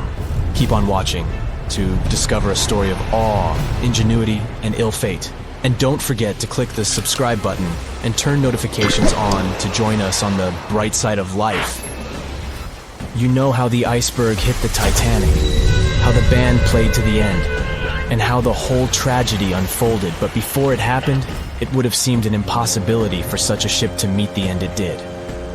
None of that could have been foreseen by White Star Line, the company who built the Titanic, who had high hopes for what the unsinkable ship and its sister ships, the Britannic and the Olympic, would accomplish. The Olympic was the first of the trio to make sail on June 11, 1911, heading towards New York. The sheer size of it would wow the crowds. The Olympic's maiden voyage went without incident, and a crowd of 8,000 people in New York got to explore its luxurious accommodations while it was docked there. There were high expectations for the massive ship, but just around 2 months later, the Olympic crashed with the HMS Hawke. The Hawke got the brunt of the damage, as the bow was left flat as a pancake. After the crash, the Olympic made its way slowly back to Belfast, where the Titanic was being constructed. On the dock, people could see the two enormous ships side by side, as parts of the Titanic were used to put the Olympic back in shape. A rare sight to behold. And on April 14, 1912, the Titanic hit an iceberg, and minutes later, the crew radioed nearby ships for help. That night, the Olympic was returning from New York when it received the distress signal. The ship turned around and rushed at full speed towards the Titanic, but they were so far away that they would have arrived next night. At some point during the early hours of April 15, 1912, the crew of the Olympic decided they wouldn't make it in time and stopped course. The survivors of the Titanic were eventually rescued by the Carpathia. Olympic was set up with lifeboats for all crew and passengers after the Titanic sank. It went from having 20 lifeboats to 64. Changes were also made to the watertight bulkheads and an extra hull. To construct a type of double hull was installed. It was determined that a double hull would have kept the Titanic from sinking. For several years, Olympic was used in the war effort against Germany. Throughout the years, Olympic carried over 200,000 passengers, which included thousands of Americans fleeing from Europe and troops battling during World War I. One of the most significant moments for this ship was when it struck a German submarine and sank it. It was discovered that the submarine was preparing to fire a torpedo on the Olympic before Olympic rammed it. The Olympic ended up sailing the seas for 3 decades, which earned her the nickname of the Old Reliable, despite some previous accidents. It went on to help the survivors on the HMS Audacious when it was sinking, and do what it couldn't for its sister, Titanic. Eventually, bad luck caught up with the Olympic. The ship crashed with the Nantucket Lightship, and the crash signaled the beginning of the end. Beaten up, and after years of service, the Olympic was demolished and scrapped for parts. The Old Reliable saw many years of service and thousands of passengers, but the Britannic's journey was shorter-lived. When the Titanic sank, White Star Line was faced with a problem since they already had another enormous ship in the works. White Star Line began construction on the HMHS Britannic on November 30th, 1911, around 4 months before the Titanic sank. Although the Britannic was the youngest of the trio of ships, having been constructed last, it was also the biggest. They intended to name it Gigantic, but after the Titanic's disaster, they changed the name to Britannic, since they considered it to be a lucky name. With the Titanic sinking, the White Star Line underwent rigorous investigation, and many changes were made to the Britannic's design. The Britannic looked very similar to the Titanic, and it had what was at the time the largest marine turbine in the world, able to reach faster speeds than the Olympic. With Titanic's fate fresh in their minds, everything possible was done to ensure the safety of this newer ship. The Britannic was eventually launched on February 26, 1914, almost 2 years after Titanic met its end. After the Titanic's disaster, the White Star Line wanted the Britannic to redeem their name. The Britannic was on its way to becoming a successful ship. It transported passengers for over a year and a half when the British government requisitioned it and turned it into a hospital ship during the beginning of World War I. The ship became an even more impressive sight to look at. It was painted all white, with enormous red crosses on its side to indicate it was a hospital ship. One of the ship's surgeons, Dr. J.T.H. Beaumont, thought of it as the most wonderful hospital ship that ever sailed the seas. It could treat as many as 3,309 patients at once. This is how the Britannic became His Majesty's Hospital Ship, or HMHS Britannic.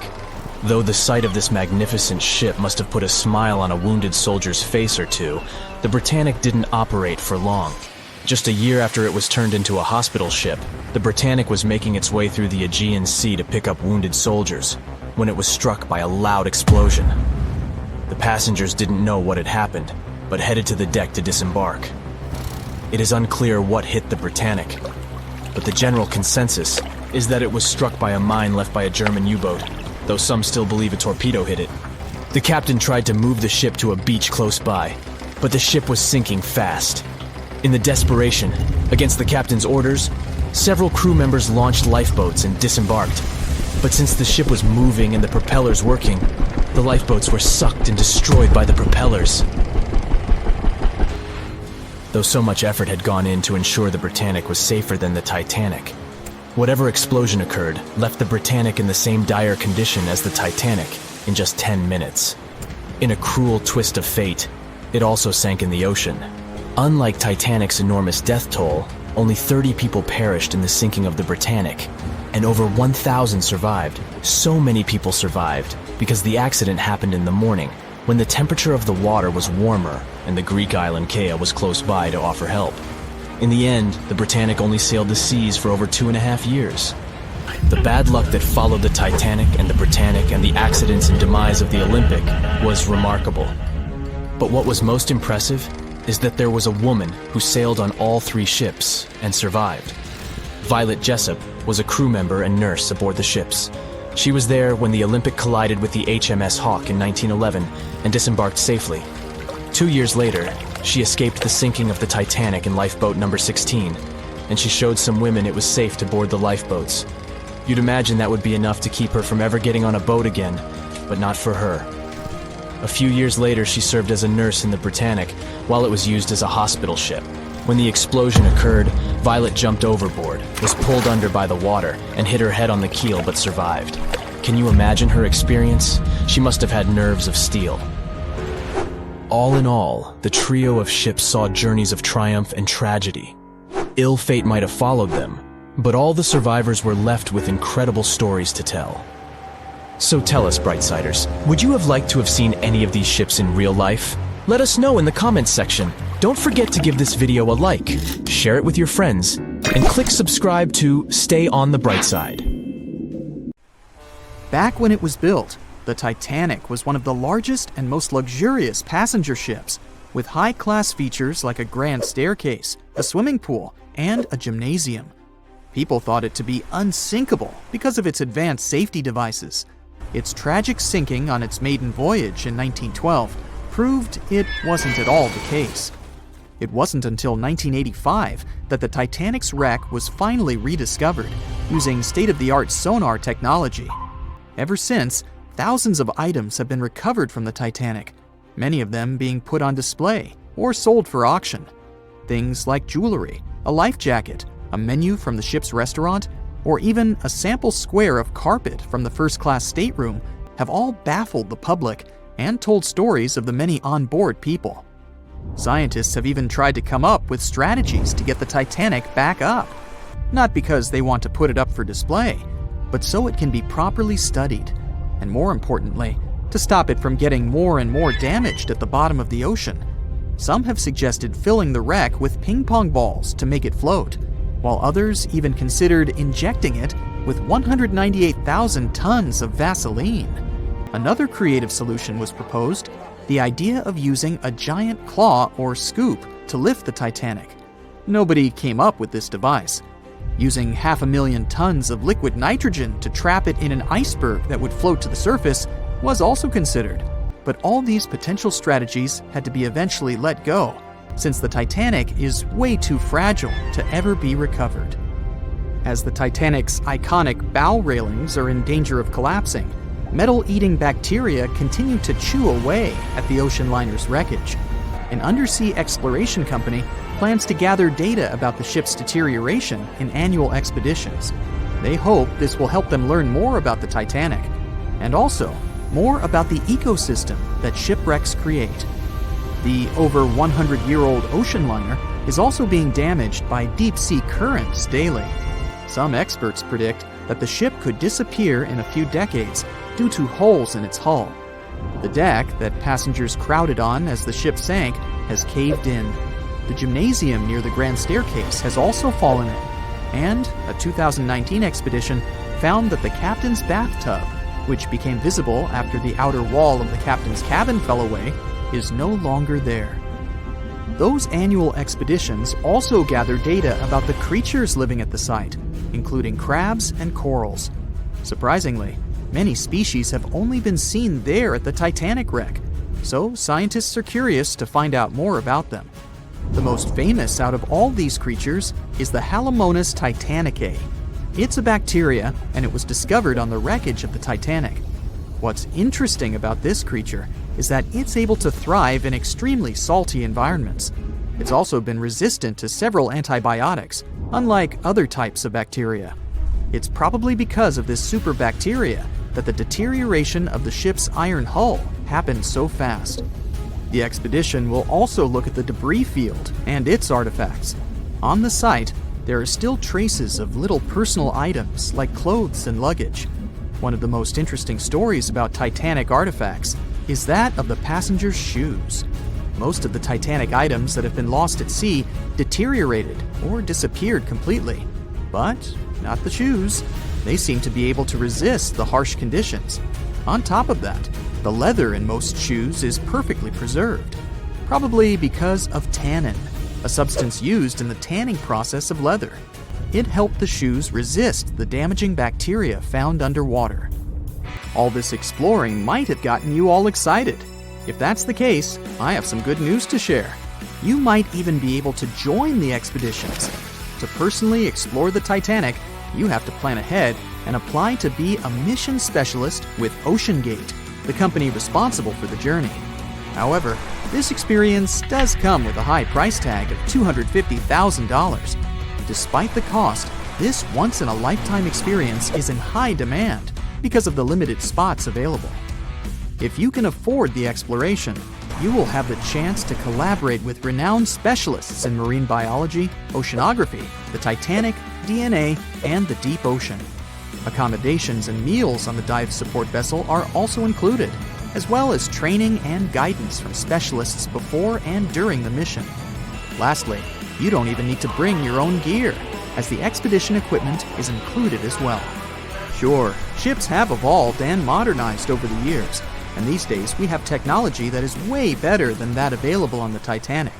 But this ship remains an amazing piece of history because of its many unusual features, like the fact that the Titanic's whistle was loud enough to be heard over 11 miles away, or the fact that the ship's hull was painted with a special mixture of red lead and linseed oil, which was believed to be effective in preventing the growth of seaweed and other marine organisms. However, despite popular belief, the ship's iconic fourth smokestack was not functional and was only used for ventilation and aesthetics. Probably one of its biggest flaws was its number of lifeboats. Despite its size and luxury, the Titanic only had 20 lifeboats on board, which were not enough to save all of its passengers and crew once it hit the iceberg. The Titanic may be the most famous shipwreck, but it's not the only one. The fleet of Kublai Khan tells a similar story. This one was a large naval force commissioned by the Mongol ruler Kublai Khan in the 13th century. The fleet was intended to travel to Japan and establish the Mongols as powerful rulers in the region. However, in 1281, the fleet was supposedly caught in bad weather and was seriously damaged, with many ships being destroyed. Legend has it that the fleet was torn down by a massive typhoon that came to be known as the kamikaze, or divine wind. This strong storm was believed to have been sent by the higher spirits to protect Japan from the Mongols. The truth about its disappearance remains a mystery to this day. However, the wreckage of the fleet, or parts of it, appears to have been discovered in the 1980s by Asian archaeologists. They dug across the site and studied the remains of the ships at a location near Imari Bay. The shipwreck is, to this day, considered to be an important archaeological discovery. That's because it informed us how well prepared the Mongols were back in the day in terms of their ships. Another tragic story is that of the RMS Empress of Ireland. This was a British passenger ship that operated until May of 1914. This is when the ship was sailing from Quebec City to Liverpool, but it ran into the Norwegian collier SS Storstad in the fog off the coast of Rimouski, Quebec. The collision caused a large hole in the side of the Empress of Ireland, and the ship began to quickly take on water and sink. The crew and passengers were caught off guard, and many were unable to evacuate in time. In total, 1,012 people were lost in the disaster, making it one of the worst maritime collisions in Canadian history. Rescue efforts were hampered by poor visibility and the fact that many of the lifeboats were damaged or unusable. Only 465 people survived the sinking, and many of them were rescued by the Storstad, which had remained in the area despite its damage. The sinking of the Empress of Ireland was a national tragedy in Canada, and it led to changes in maritime safety regulations and the establishment of a Coast Guard. The ship still lies at the bottom of the St. Lawrence River, where it has become a popular dive site for enthusiasts.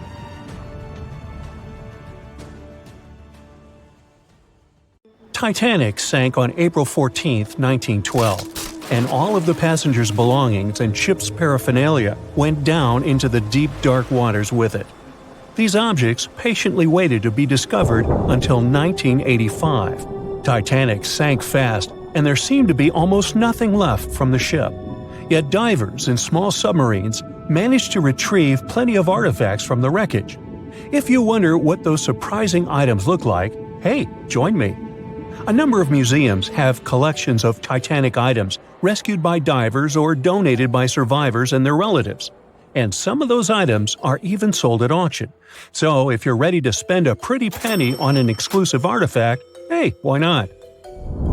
The first artifact on my list is a pocket watch belonging to a Titanic passenger, John Chapman. John and his wife Elizabeth were on their honeymoon. When the ship hit the iceberg, Elizabeth was offered a seat on a lifeboat next to her friend Emily Richards.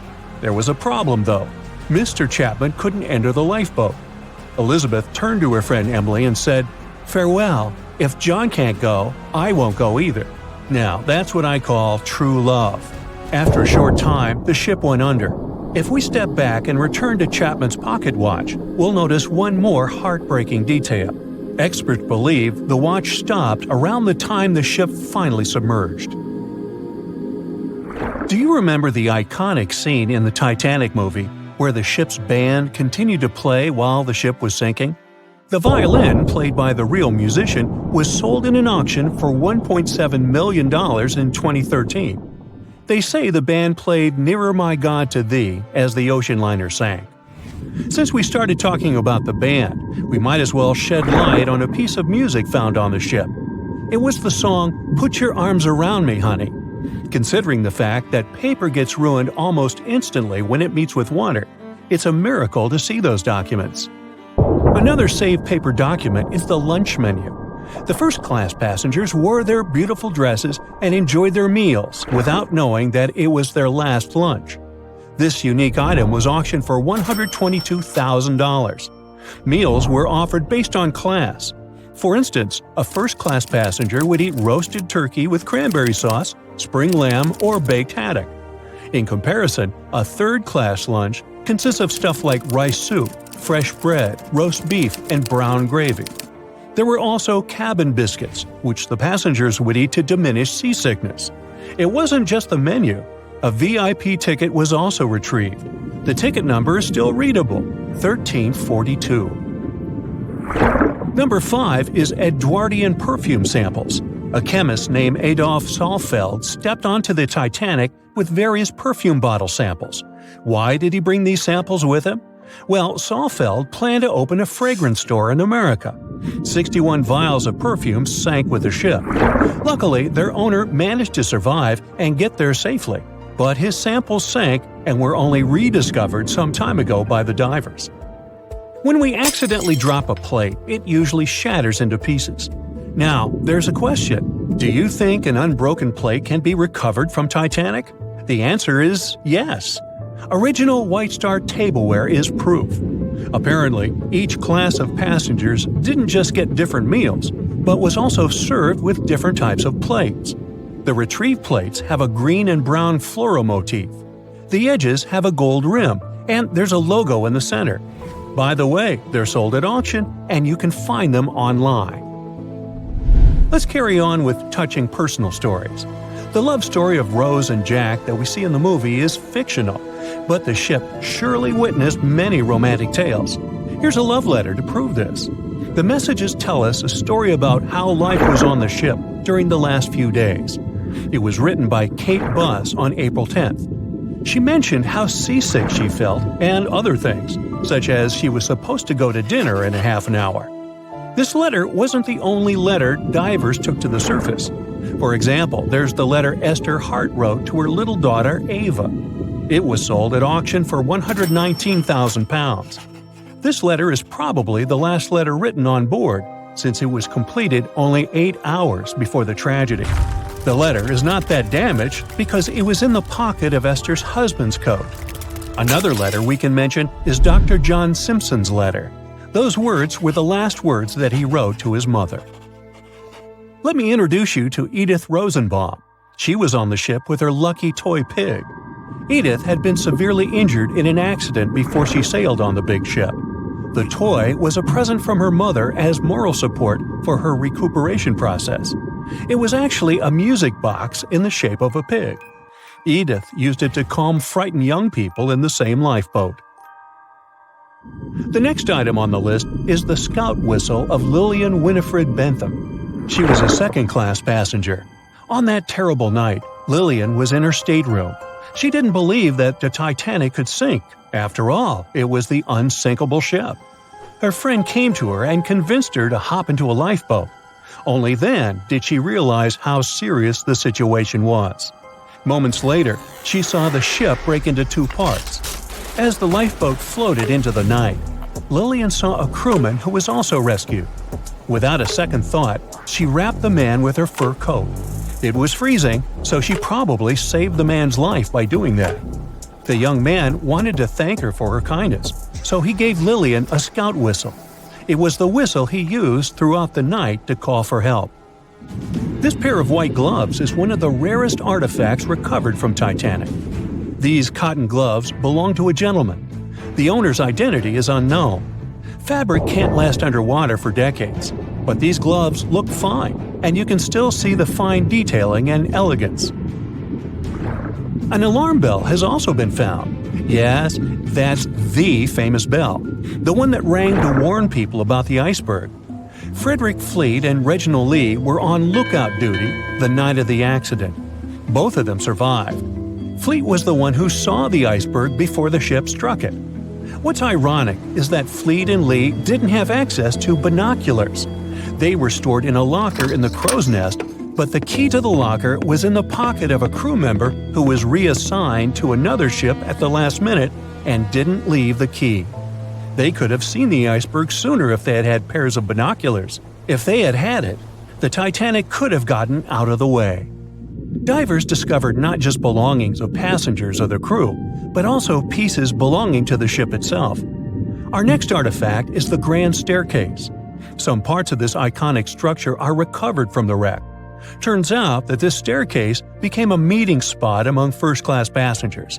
If they wanted to visit the Turkish baths for a spa day or eat dinner, they met at the staircase and went together. This staircase was a sign of how luxurious some parts of Titanic were. Another miraculously saved object that belongs to the ship is its plan. It was one of the most expensive artifacts sold at auction. The plan is around 30 feet wide. What else? The logometer was also discovered. It's a device used to check the sailing speed of the ship and the distance it covers. The experts say that from the start at noon on April 14th, the device logged 268 nautical miles. And there's more. A giant chunk of hull, known as the Big Piece, was also found. This fellow weighs 15 tons. The larger portholes were for the cabins, and the smaller ones were for the restrooms. This piece was found in 1994, but it was in 1998 when it was successfully taken out. After all these years spent underwater, it was swarming with sea life. Still surprisingly, the portholes still had glass. Now, let's assume you were a diver and you could only take out one of these objects. Which one would you pick? When the Titanic began its fateful voyage, it weighed about 52,000 tons. Now, how did they even get it into the water in the first place? Step 1. Find tons of soap and natural fat. Step 2. Dump it all over the ramp in front of the Titanic like a monster slip and slide. They even put grease all over the outside of the ship to make sure it didn't get scratched, dented, or even rip open. Just like that, the Titanic plopped softly into the water and the workers and owners breathed a sigh of relief. At least that part went well. When they built the Aswan Dam in Egypt, they needed to clear out a huge area for the new artificial lake. Almost 100,000 people had to move out of their homes. That was the easy part. Engineers now had to try to move two huge ancient Egyptian temples, or they'd be lost underwater forever. The answer? Thousands of engineers and builders. The temples were built into a mountain, so first they had to detach it using bulldozers and jackhammers. Then they had to take it all apart like a humongous Lego project. Statues, roofs, walls, sculptures, pretty sweet Lego set. Then they cut the temples into bite-sized bits, over 1,000 of them. Each one weighed the same as 3 elephants. So where did they put it all back together? On the same mountain, just 200 feet higher. It took 5 years and about $300 million in today's money. I think even the pharaohs would have been impressed.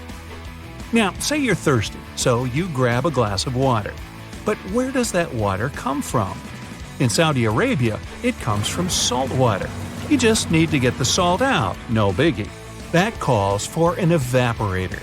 Saudi Arabia's machine brings fresh water to 300,000 people. Not bad for so much desert.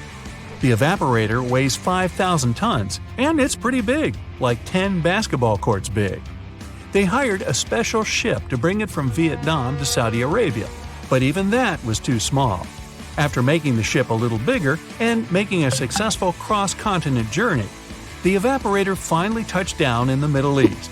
Then it was easy. Just grab 30 tractor-trailers and pull. Pretty impressive, but the largest thing ever moved on Earth is way bigger. Enter the Norwegian Troll gas production platform. It weighs more than the Titanic and is way taller than the Empire State Building. But the engineers weren't scared, even though they had to drag the thing 120 miles from shore. They hooked up 10 powerful boats and pulled it along for a week. That thing cost $1 billion to make, so they had to be careful. The boats were actually pulling it in all directions to keep it steady, then slowly making their way out to sea. Once it got there, its 4 powerful legs were secured with concrete, about as much as you'd use to build 200,000 houses. That part of the sea can be quite rough, so they had to make sure it wouldn't move at all. Natural gas can set on fire, even in the middle of the sea. You gotta move out of town, but you're used to your house, your big kitchen, cozy fireplace. No problem. Take your home with you. About 500 years ago, an Italian architect was constructing the local city's administration building, but the local church bell tower was getting in the way. The solution? Pick up the tower and move it. The architect built a wooden frame around the tower and shifted it using ropes, blocks, and a lot of people power. Since then, a lot of buildings have been moved around, but what happened in China changed everything. In 2004, engineers shifted the Fugang building about 120 feet. It was the heaviest building ever moved, but it only took 11 days. They worked day and night to get it done so fast. 10,000 years ago, a meteorite fell on Greenland. It was the only source of iron for the local people, who started breaking pieces off to make knives, harpoons, arrowheads, and even jewelry. Talk about good luck.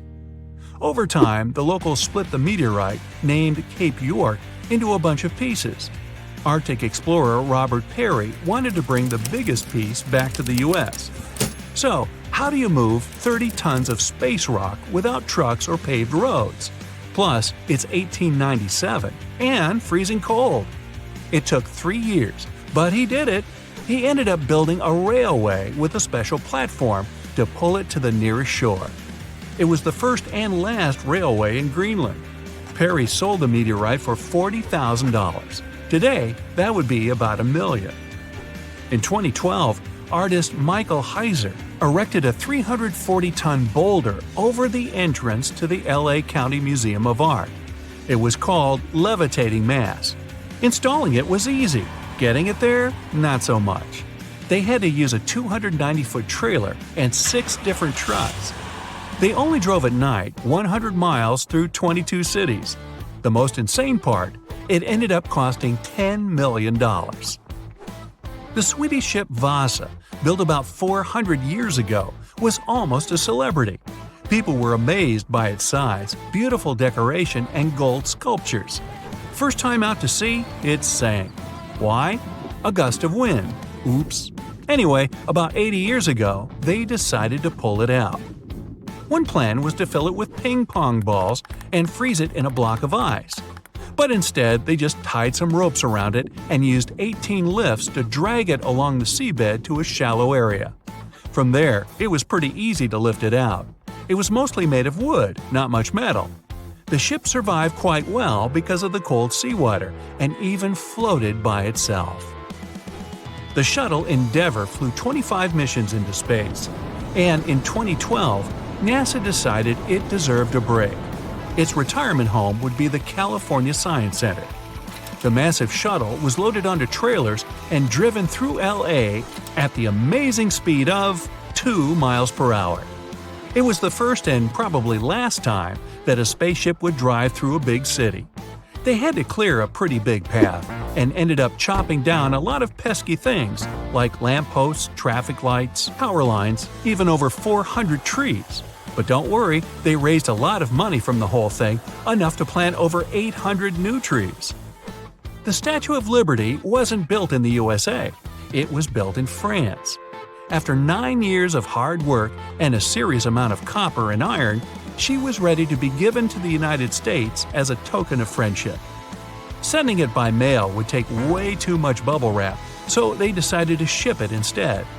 The statue was cut into 350 pieces, loaded into crates, and shipped over to New York. It took them 4 months to assemble all the pieces back together. Talk about Humpty Dumpty. Meet Bagger 288, a self-propelled excavator and the largest land transport on the planet. This beast can shift thousands of cars worth of dirt a day. It finished work in one quarry and had to move on to another. Taking it apart, shipping it, and putting it back together would have been ridiculous. So it just drove over there. It took 3 weeks and only moved at half a mile per hour. To stop it from wrecking everything it drove over, engineers walked ahead, planting grass and covering roads with gravel and dirt. Now, you're walking down the street in France, see a couple of cafes, maybe a nice bakery, and the world's largest gas turbine, named Harriet. Harriet's job? Keep the lights on in over 700,000 French homes. This mammoth turbine weighs as much as 2 jumbo jets and had to travel through France, Germany, Belgium, and the Netherlands. Hey, let's go Dutch! The Great Pyramid of Giza in Egypt is made up of more than 2 million huge blocks of stone. No trailers, no tractors, just some good old-fashioned muscle power. Each block weighs more than 2.5 tons. That's like 30 of me. These guys didn't even have strong metals like iron or steel. They mostly used pieces of wood and stone hammers. At 11:40 p.m., the Titanic made contact with an iceberg in the North Atlantic Ocean. Many artifacts were found and restored, like parts of the ship, jewelry, and dining plates, to name a few. It took approximately 3 hours for the ship to be completely submerged in the remote icy water. The night was cold and very much alive. The orchestra was playing music as they enchanted the guests on board. Everyone was excited to arrive in America. It was still considered an amazing feat for a ship to cross the Atlantic back in 1912. But as the day went ahead, there was an atmosphere of impending doom for the captain and his crew. No one else felt it though. It seemed to them nothing could possibly go wrong, and this would just be another regular night. To them, the Titanic was unsinkable. The last thing on your mind when thinking about the Titanic is the mail crew. Yes, there were mailmen on board delivering mail to America.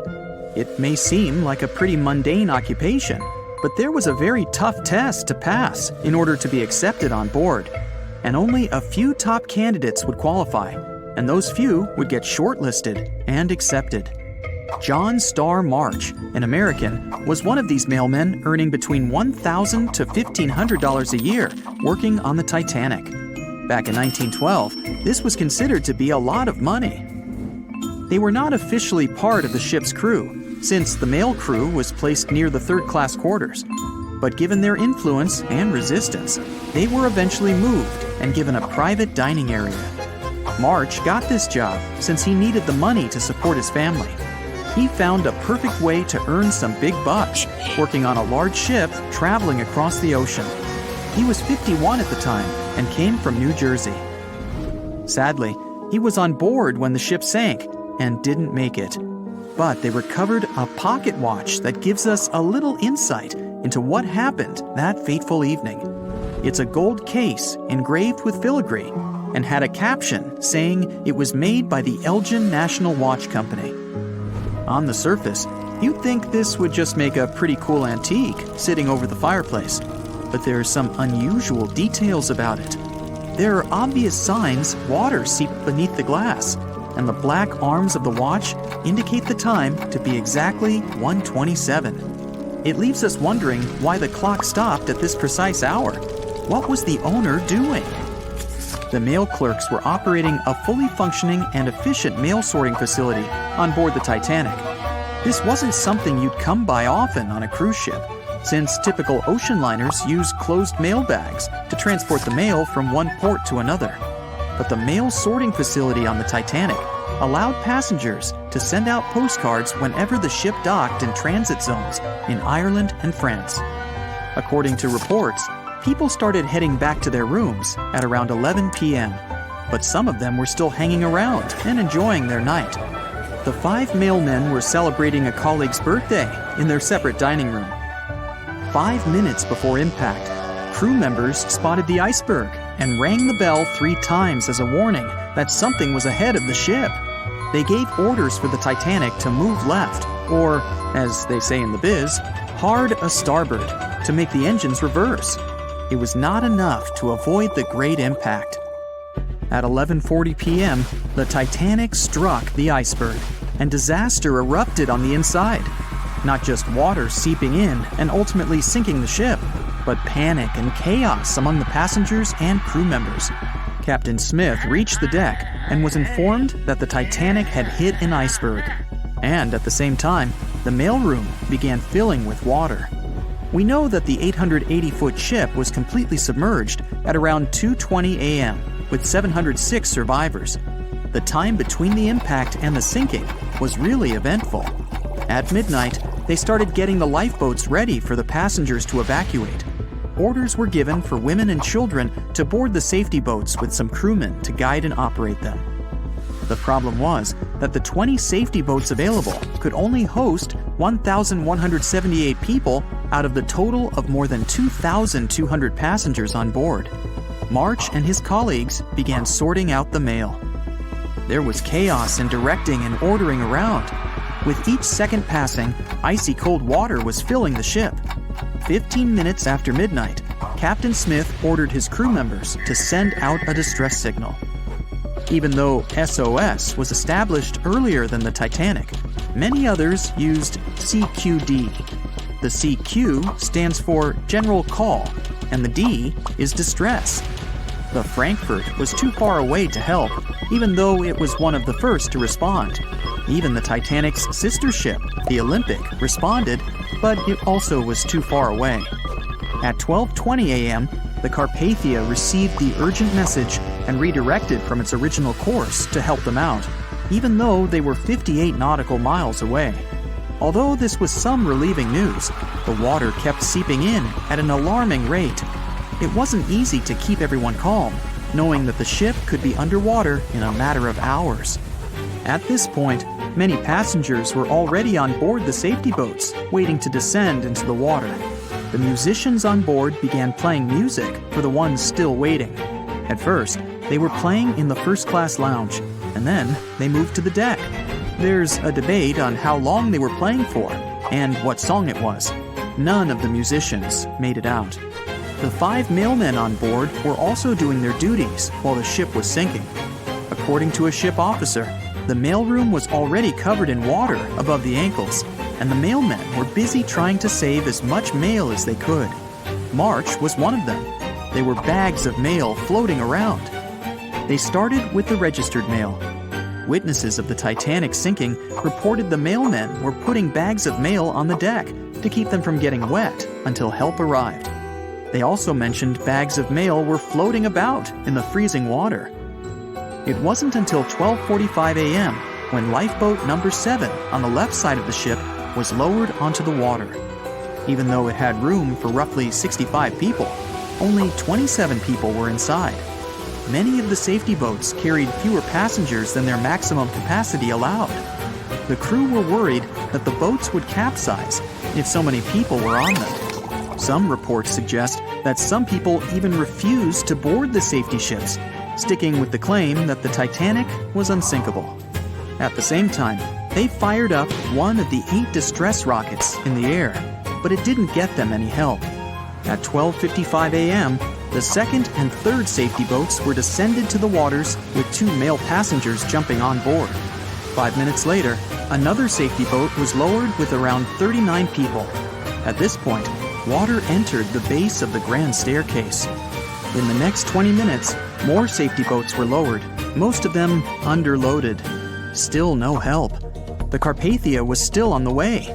Panic was growing, and tensions were rising. There was a lot of anger for people being left behind. At around 1:30 a.m., things were getting out of control. The organized boarding of passengers to the safety boats stopped. March's watch stopped 3 minutes earlier, which could mean he was part of the scuffle between crew members and passengers. It took 3 hours for the Carpathia to arrive. March wasn't among the survivors. His watch proved to be one of the essential findings lost in the wreckage of the Titanic. It was eventually returned to March's 2 daughters, and now it's in one of the collections of the National Postal Museum. March was a man who did what he had to do in the worst circumstances. Time was a precious commodity for the people on board the ship, and this watch proved valuable to learn more about the tragic yet inspiring stories of the Titanic. On the night of April 14th to 15th, 1912, the most modern and unsinkable ship collided with an iceberg and sunk. And it was incredibly scary. Just imagine a huge cruise ship, several times the size of the Statue of Liberty, crashing into a massive chunk of ice and sinking. It's dark and cold.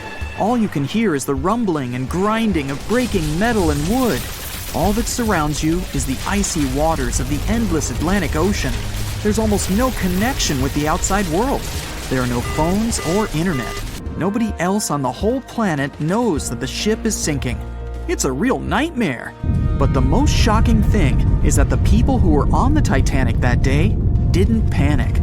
They were calm, maybe a little worried, but there was no fear on their faces. To understand why they weren't afraid during one of the biggest disasters of the 20th century, you need to see what was going on through their eyes. So, you're a passenger on the infamous ocean liner. Your cabin is located on one of the top decks of the ship. You've just had a great time with your friends at dinner. Now musicians are playing a beautiful melody. Waiters are serving dessert. You go out onto the deck and enjoy the tranquility of the mighty ocean. At this moment, you feel an incredible sense of security and comfort. You're proud that you're one of the first people in the world to travel on the most high-tech ship on the planet. You go to bed in your cabin and wake up because a crew member gently knocks on your door and asks you to go to the deck. There's some kind of issue, but there's no reason to panic. No problem. You'll be happy to go out and take a look at the night sky. The moment when the ship collided with the iceberg felt like nothing more than a slight push, and some passengers didn't even hear it. They realized that something was wrong only when stewards knocked on their doors and asked them to go outside. You're on the deck. There are already a lot of people here. Everyone is more or less calm. Passengers are talking about what might have happened. Listening to the conversations around you, you figure out that the ship is supposedly sinking. The idea seems like nonsense to you, but even if it is true, all passengers will be evacuated in lifeboats anyway. At that time, people didn't know there were half as many rescue boats as needed. Passengers were sure that everyone would be saved. Evacuation begins. Women and children go first. No one panics or tries to get into a boat before it's their turn. All men behave gentlemanly and help crew members to evacuate women. One passenger wants to get into the boat with his wife, but it's not because he's afraid to stay on the Titanic. He's just worried. It seems to him that it's less safe in the boat than on the giant liner. He doesn't want to leave his wife alone, but the crew members explain the situation to him, and the man retreats without any resistance. They begin to launch flares into the air. No one pays any attention to this. Everyone thinks this is a standard procedure for a ship breakdown. If there had been many experienced travelers on board, they would have understood the flares were fired because the ship was in distress. Perhaps then, people would have started panicking, but most of the passengers simply didn't notice it. The boats are lowered one by one. People are watching the evacuation, patiently waiting for their turn. There is no pushing or crowding. Nobody is screaming. The actions of the crew help the passengers to remain calm. They deliberately downplay the severity of the situation to prevent panic. Someone says the boats are launched simply as a precaution. Also, the crew members claim that a rescue ship is heading for the Titanic and is just a few miles away. Some passengers say they see the lights of another ship. The people who are already sitting in the boats want to stay closer to the Titanic, since this way they'll feel safer.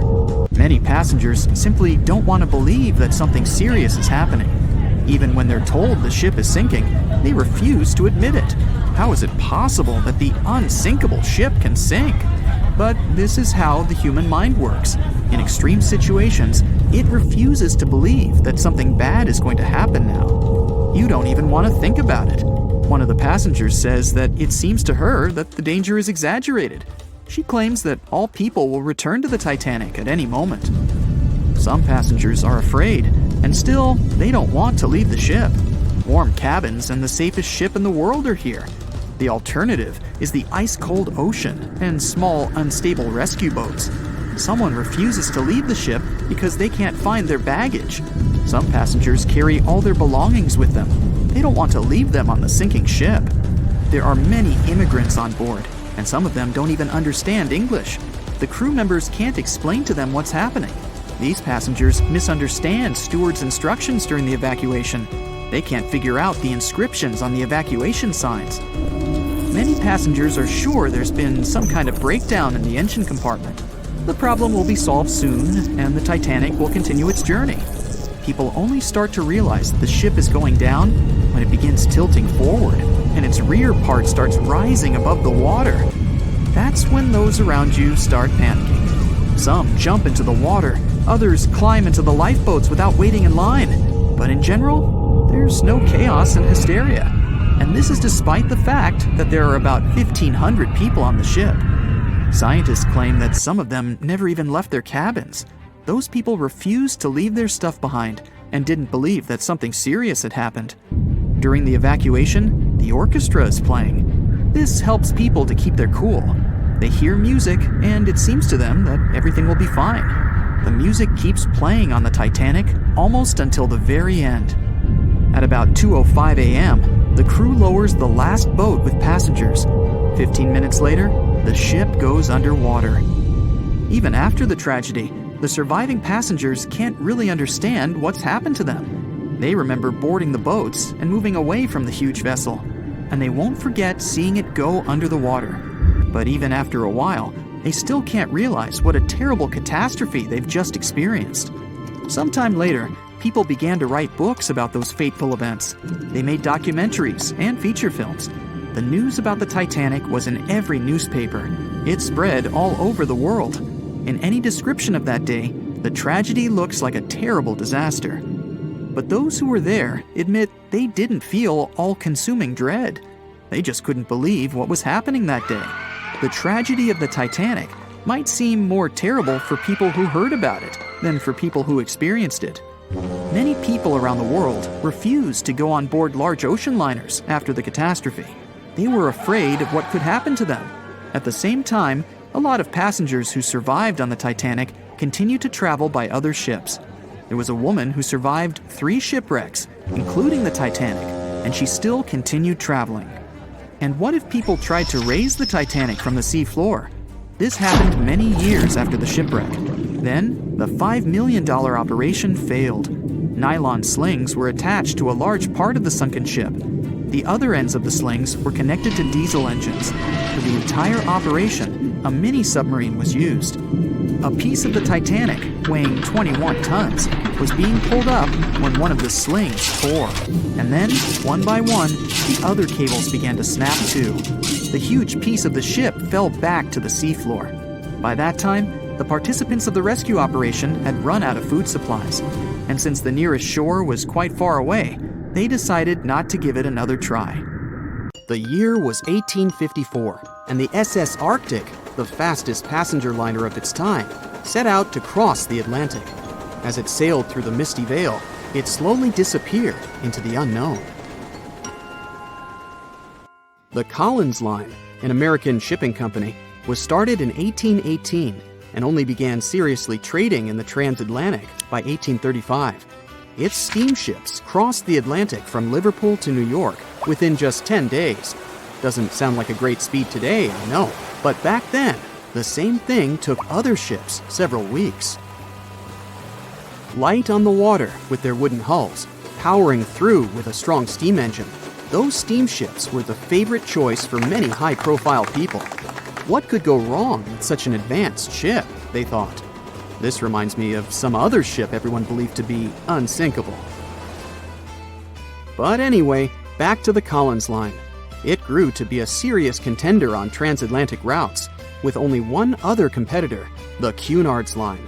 It was a British company also aiming to be the main force through the Arctic Passage. In 1835, the company received a new ship that traveled to Liverpool and came back to New York with the largest cargo ever at that time.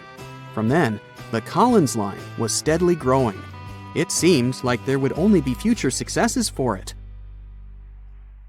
Unfortunately, their lavish ships became costly to run with the amount of coal used. Massive power along with weak wooden hulls meant they needed many repairs after each voyage. So, every trip ended up being expensive. But since the ships were safe and had a great reputation, people were willing to pay the price, and the company was definitely not in crisis. They had achieved something no one had managed to do before them. Like I told you, their ships crossed the Atlantic in a whopping 10 days, and Edward Collins, the owner, was very determined to maintain the pace. Their 5 ships easily outran the Cunard's Line of only 3. With this great praise, it provided more attention. Though the Cunard's ships were slower with their iron hulls, they believed there was still profit, regardless of how slowly they sailed.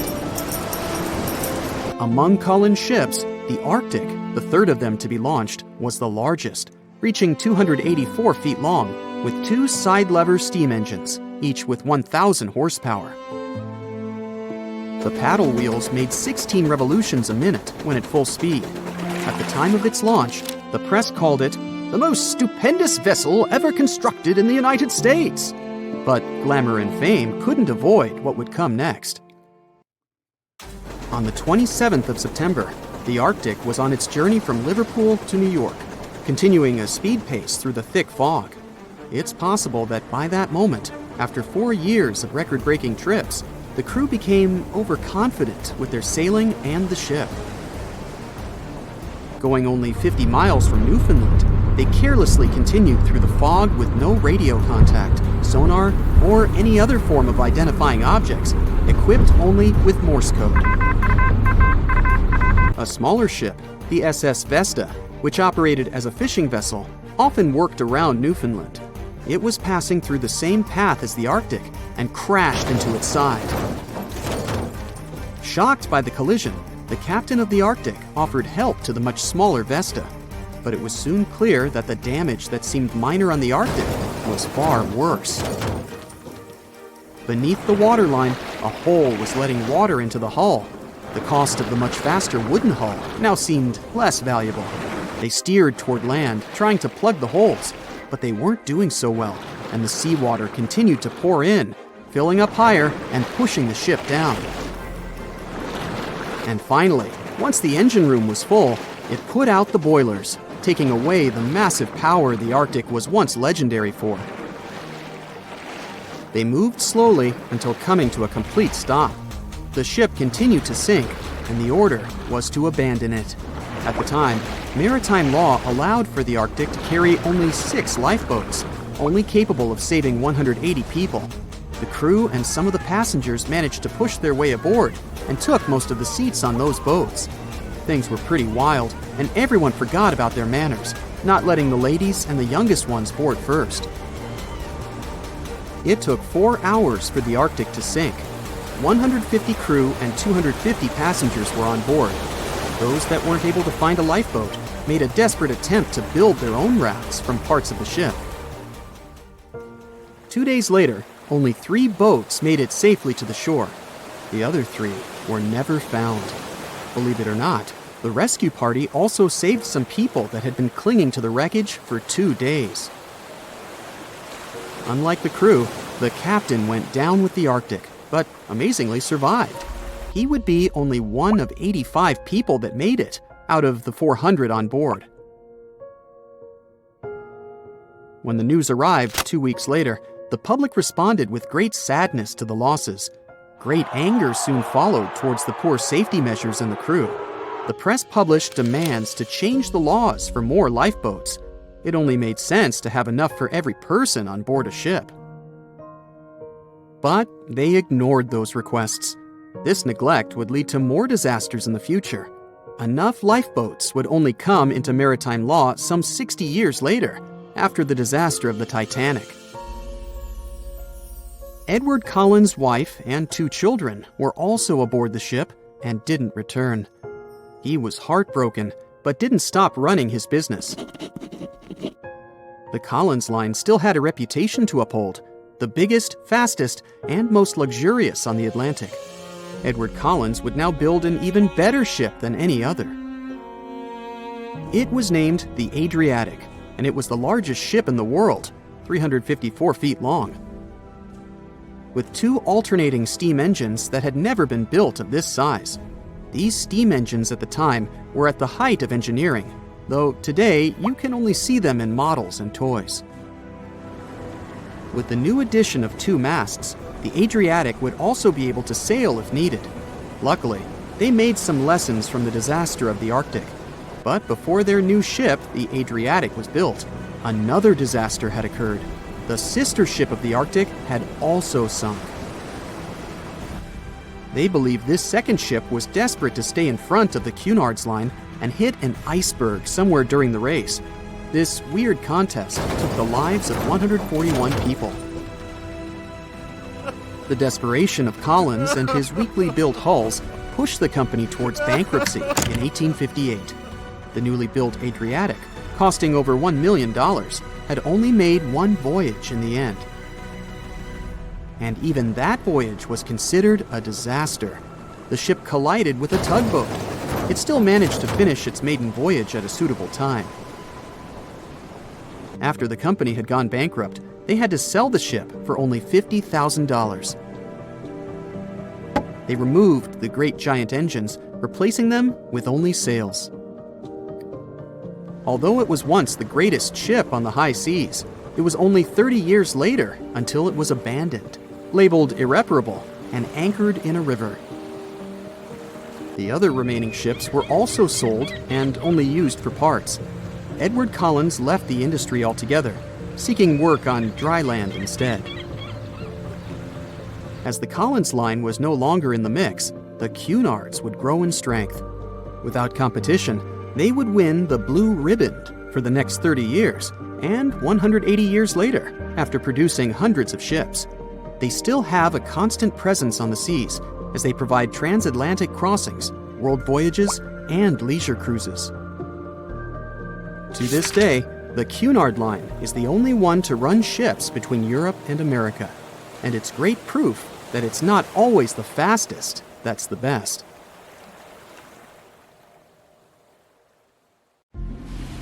Have you ever wondered how much of the Titanic is left these days? Now, if you haven't been living under a rock, you probably know that it's been over 100 years since the world's most famous ship turned into a wreck.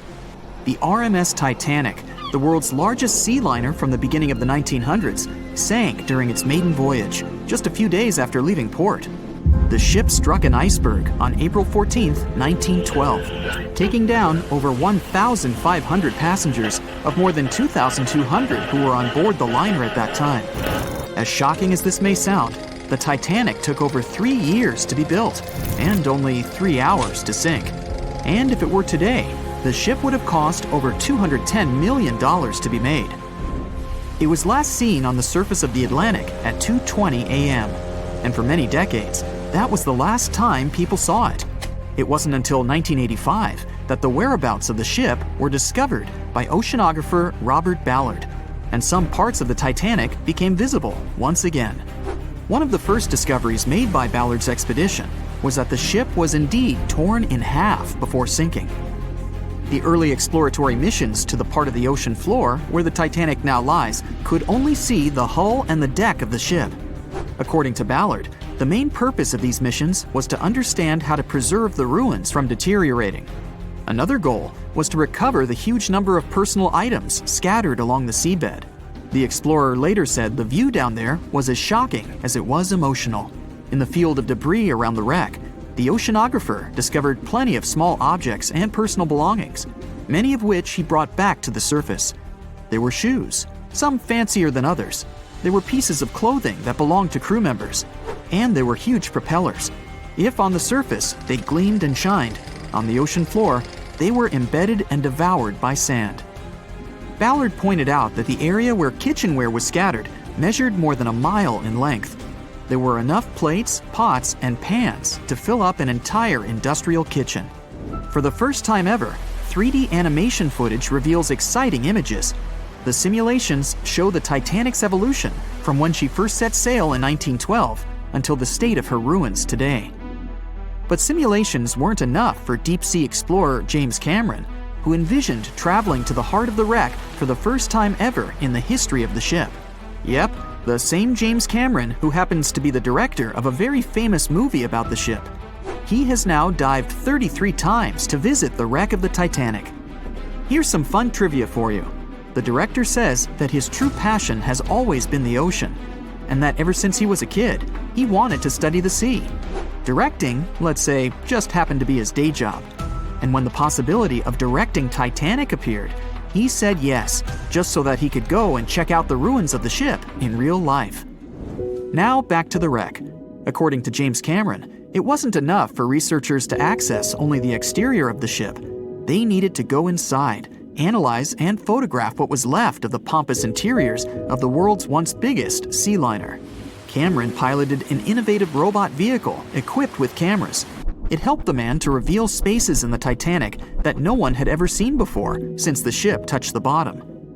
Turkish baths, for instance, still had their tiled walls standing up almost in all their entirety. These baths were exclusively for first-class passengers.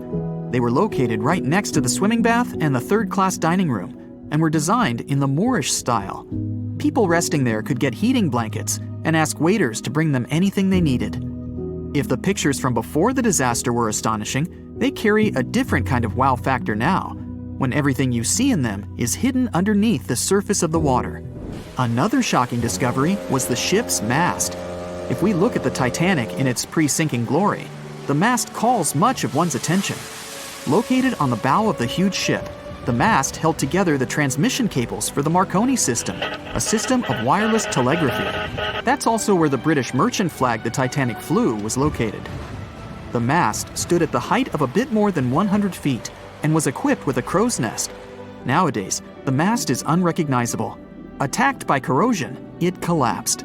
The crow's nest broke apart too. Now we can see why the modern-day Titanic is a real treasure for deep-sea explorers. But as the wreck of the ship lies at an approximate depth of 12,500 feet, sunlight is non-existent there. So, piloted missions depend on high-end technological equipment to survey the area. Why do you think the Titanic went missing from the public eye for over 70 years? Well, because at that time, technology wasn't advanced enough for people to go down there, as well as bring back good footage of the wreck. Filmmakers were the ones who drove this technology to its advance by trying to film underwater. They began by building boxes to put their cameras inside. And now, deep-sea photography is highly advanced and allows us to marvel at the awesomeness of underwater life. Of course, taking pictures under the sea is no easy feat.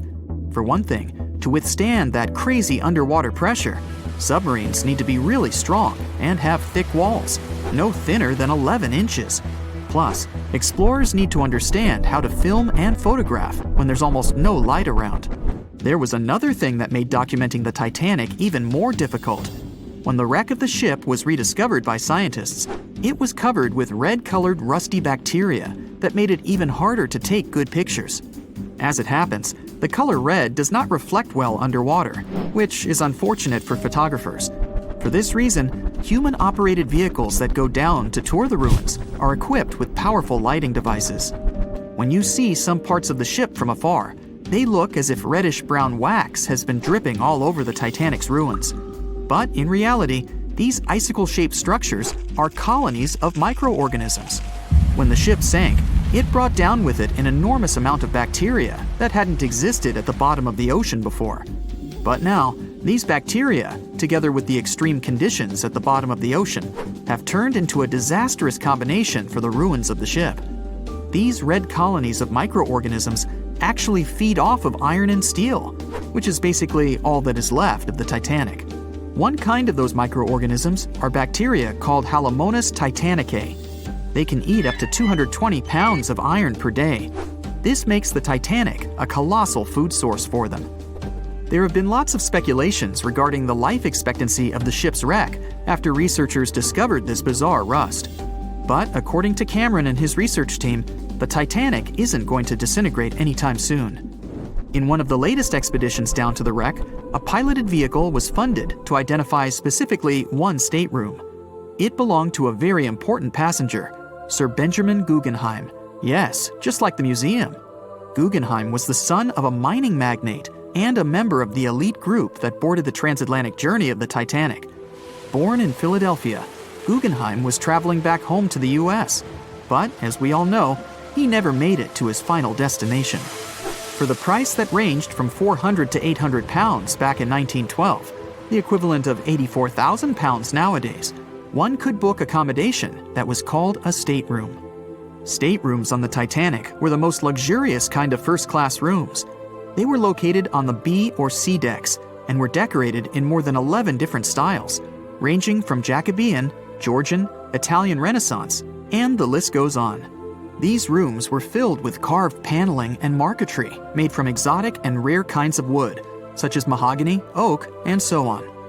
Guggenheim occupied one of these luxurious rooms, and 100 years later, one of his descendants funded an entire mission just to locate the precise stateroom the man stayed in.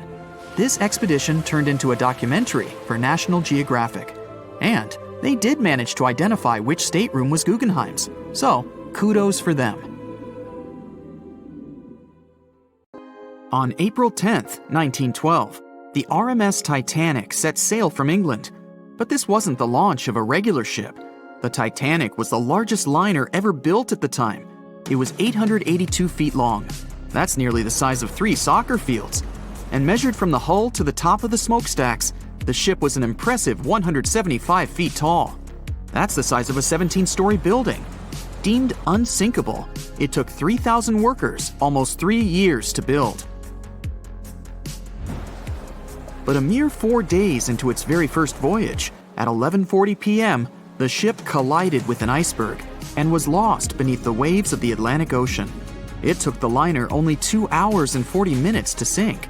And of more than 2,200 passengers and crew members on board, only 706 survived. The wreck would remain lost for another 73 years, hiding its many secrets within the frigid Atlantic waters. And if it wasn't for a man whose whole life had been devoted to exploring the sea, the giant ship might have remained lost for a lot longer.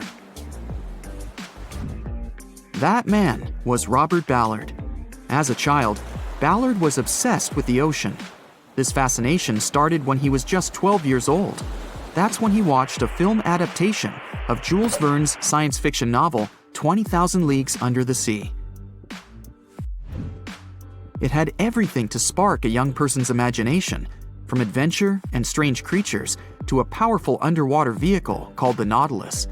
It could travel anywhere in the world you wanted to go. From that moment, life on dry land was no longer in Ballard's future. When he was 23, he was assigned to the Deep Submergence Group. There, he helped develop techniques to search the ocean floor. His biggest accomplishment was the creation of Alvin. It was a small, easy-to-maneuver submarine that could carry 3 people.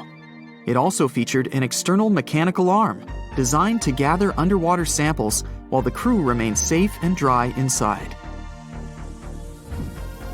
Alvin the submarine quickly proved useful for a variety of tasks.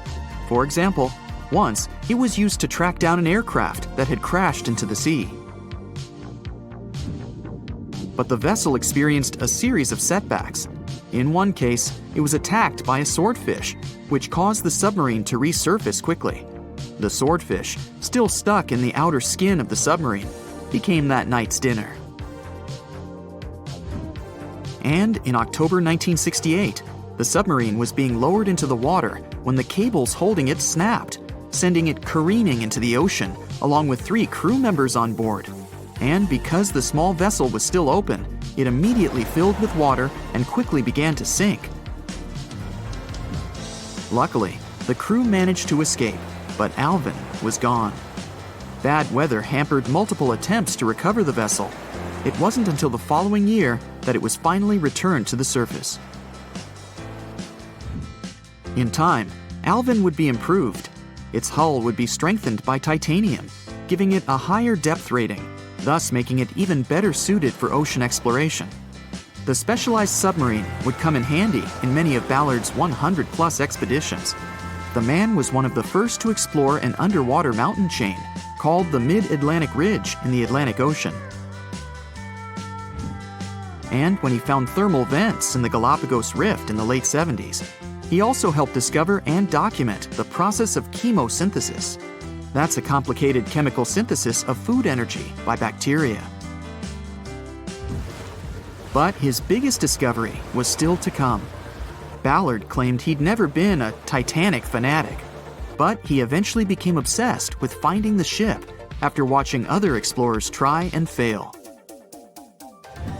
As he said, Titanic was clearly the big Mount Everest at the time. Many others had tried, many that I thought would have succeeded, or should have succeeded but didn't. Ballard began thinking about finding the ship as early as 1973, and 4 years later, he actually made an attempt. He used the deep-sea salvage vessel Sea Probe, which was a drill ship equipped with cameras and sonar. But he was forced to give up when the drilling pipe broke. It just wasn't his time. In the early 80s, a Texas oil man named Jack Grimm tried to find the wreck on 3 different occasions. Once, Grimm was actually right over the Titanic, but his equipment failed to detect it. That's what we call extreme bad luck. Ballard was just biding his time. He needed a plan and some help. The first issue was getting down to the bottom of the Atlantic. The furthest down he had ever traveled before was 20,000 feet, and this trip took him 3 hours, and that didn't include the way back up.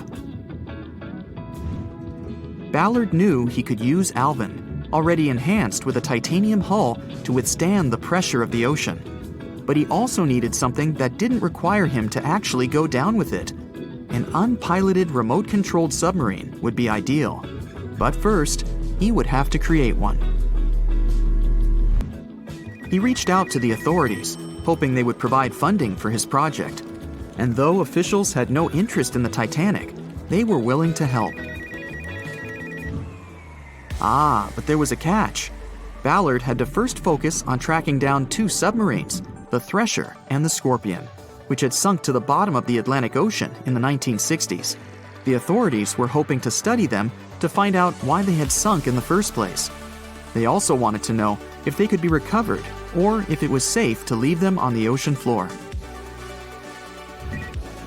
Only when he had successfully completed this task would he be free to use any remaining time on his contract to find the Titanic. With no other options for funding, Ballard took the offer. He got to work. First, he created 2 new devices. Argo was an unpiloted deep-towed undersea video camera sled. It was designed to take photos and record videos from a series of cameras mounted on it. It could work at depths of up to 20,000 feet, and it could also explore nearly 98% of the ocean floor.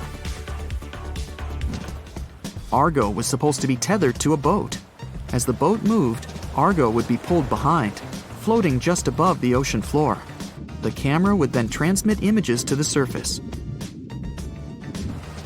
The second device was a small robotic vehicle called Jason Jr.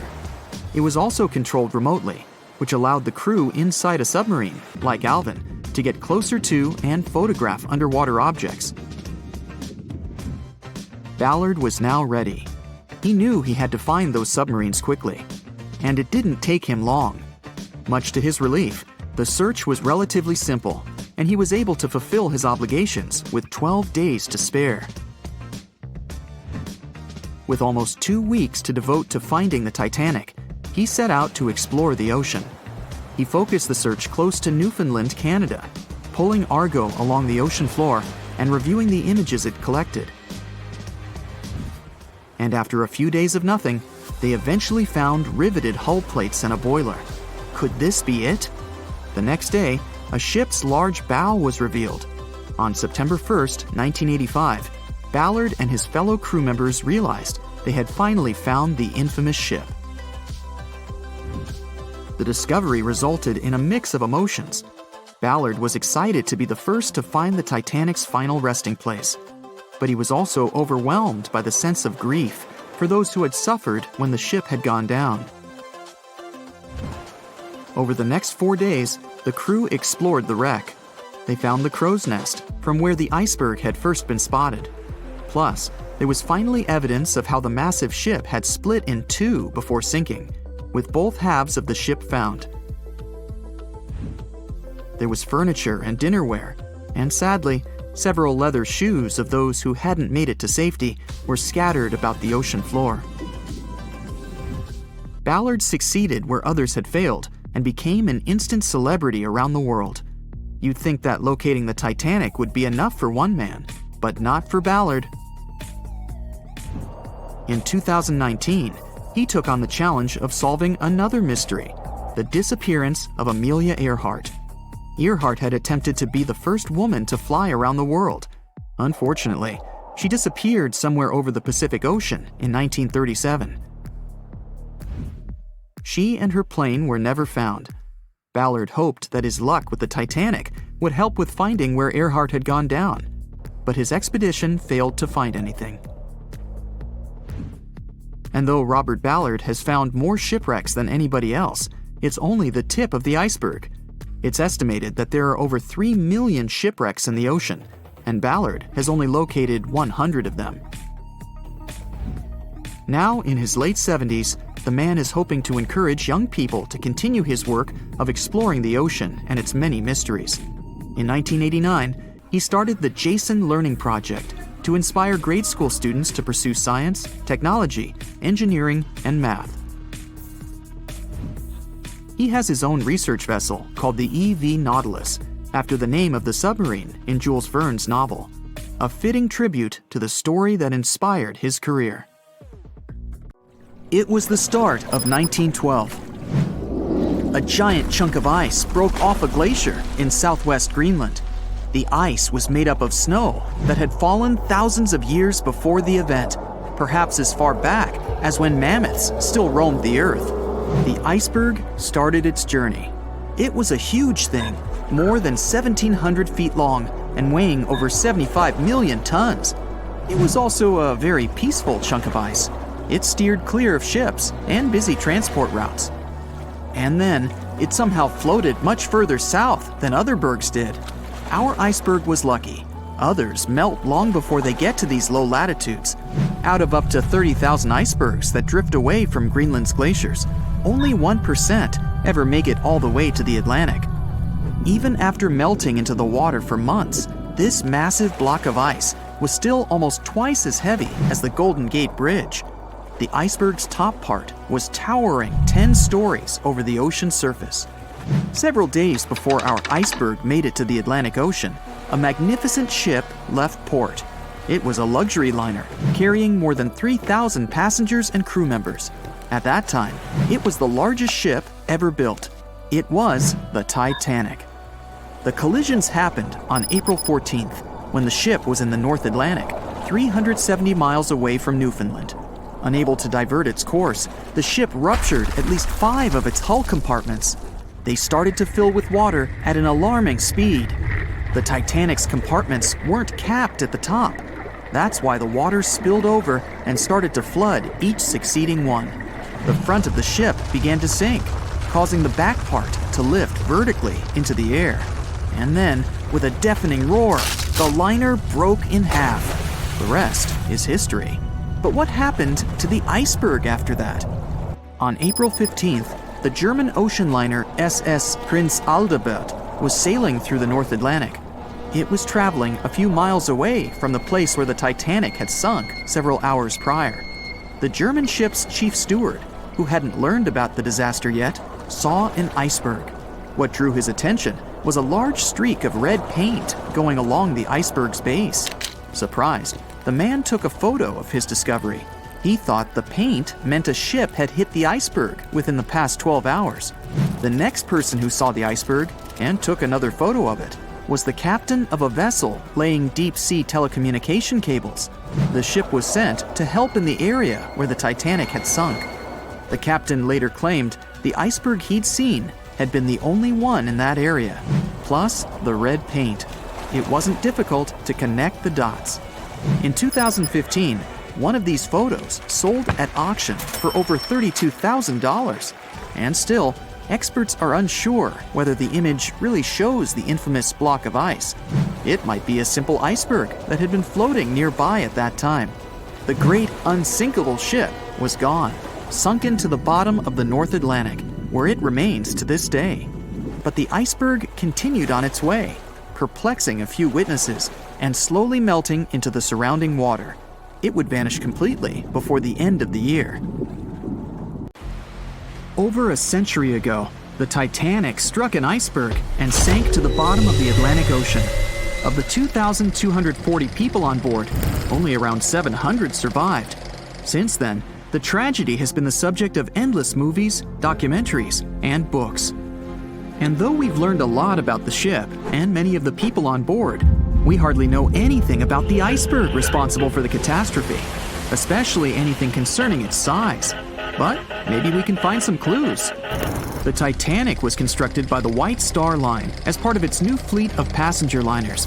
At the time, it was the largest ship ever built, and it lived up to its name. The ship was 883 feet long, equal to 2.5 soccer fields placed end to end, and 175 feet tall, which is close to 10 giraffes standing on top of one another. From the waterline to the deck alone, the boat was 60 feet high. That's close to the height of a 4-story building. The Titanic was big enough to have veranda cafes, a restaurant, a reading and writing room, a Turkish bath, a gym, and squash courts. There was even space for a swimming pool. The liner could carry a total of 3,300 people, including 2,435 passengers and 900 crew members. Although luxury was important, safety was paramount. The Titanic had been designed to have 16 watertight compartments below its deck.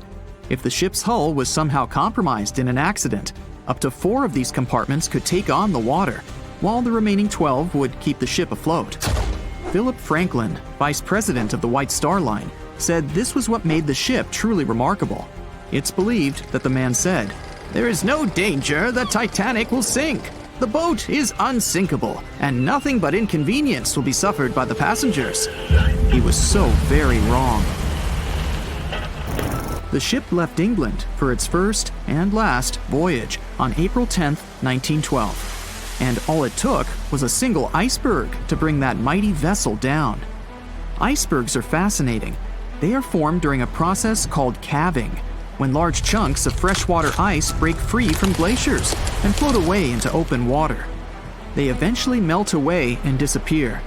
In the northern hemisphere, the majority of these icebergs come from Greenland. In the south, they come from Antarctica. What you see on top of the water is only a small portion of an iceberg. This is just the tip. Most of it, up to 90%, is hidden under the water. Only when you examine pictures of the entire thing can you truly appreciate how massive icebergs are. It's the part of the iceberg you can't see that is often the most dangerous. Beneath the waves, it can have jagged edges in random places. A ship can easily get too close without realizing it, resulting in serious damage to the bottom of the boat. And it's not just big icebergs you have to watch out for. Smaller ones, which are more difficult to spot, can prove to be just as dangerous. A growler, for example, is under 7 feet long, with just a bit more than 3 feet showing above the water. And a slightly larger bergy bit is less than 15 feet in size. The dangers of icebergs were well known when the Titanic set sail. In 1901, the Islander was traveling through the inside passage to Alaska. It collided with an iceberg and sank immediately. Luckily, 138 of the 178 people on board made it to safety.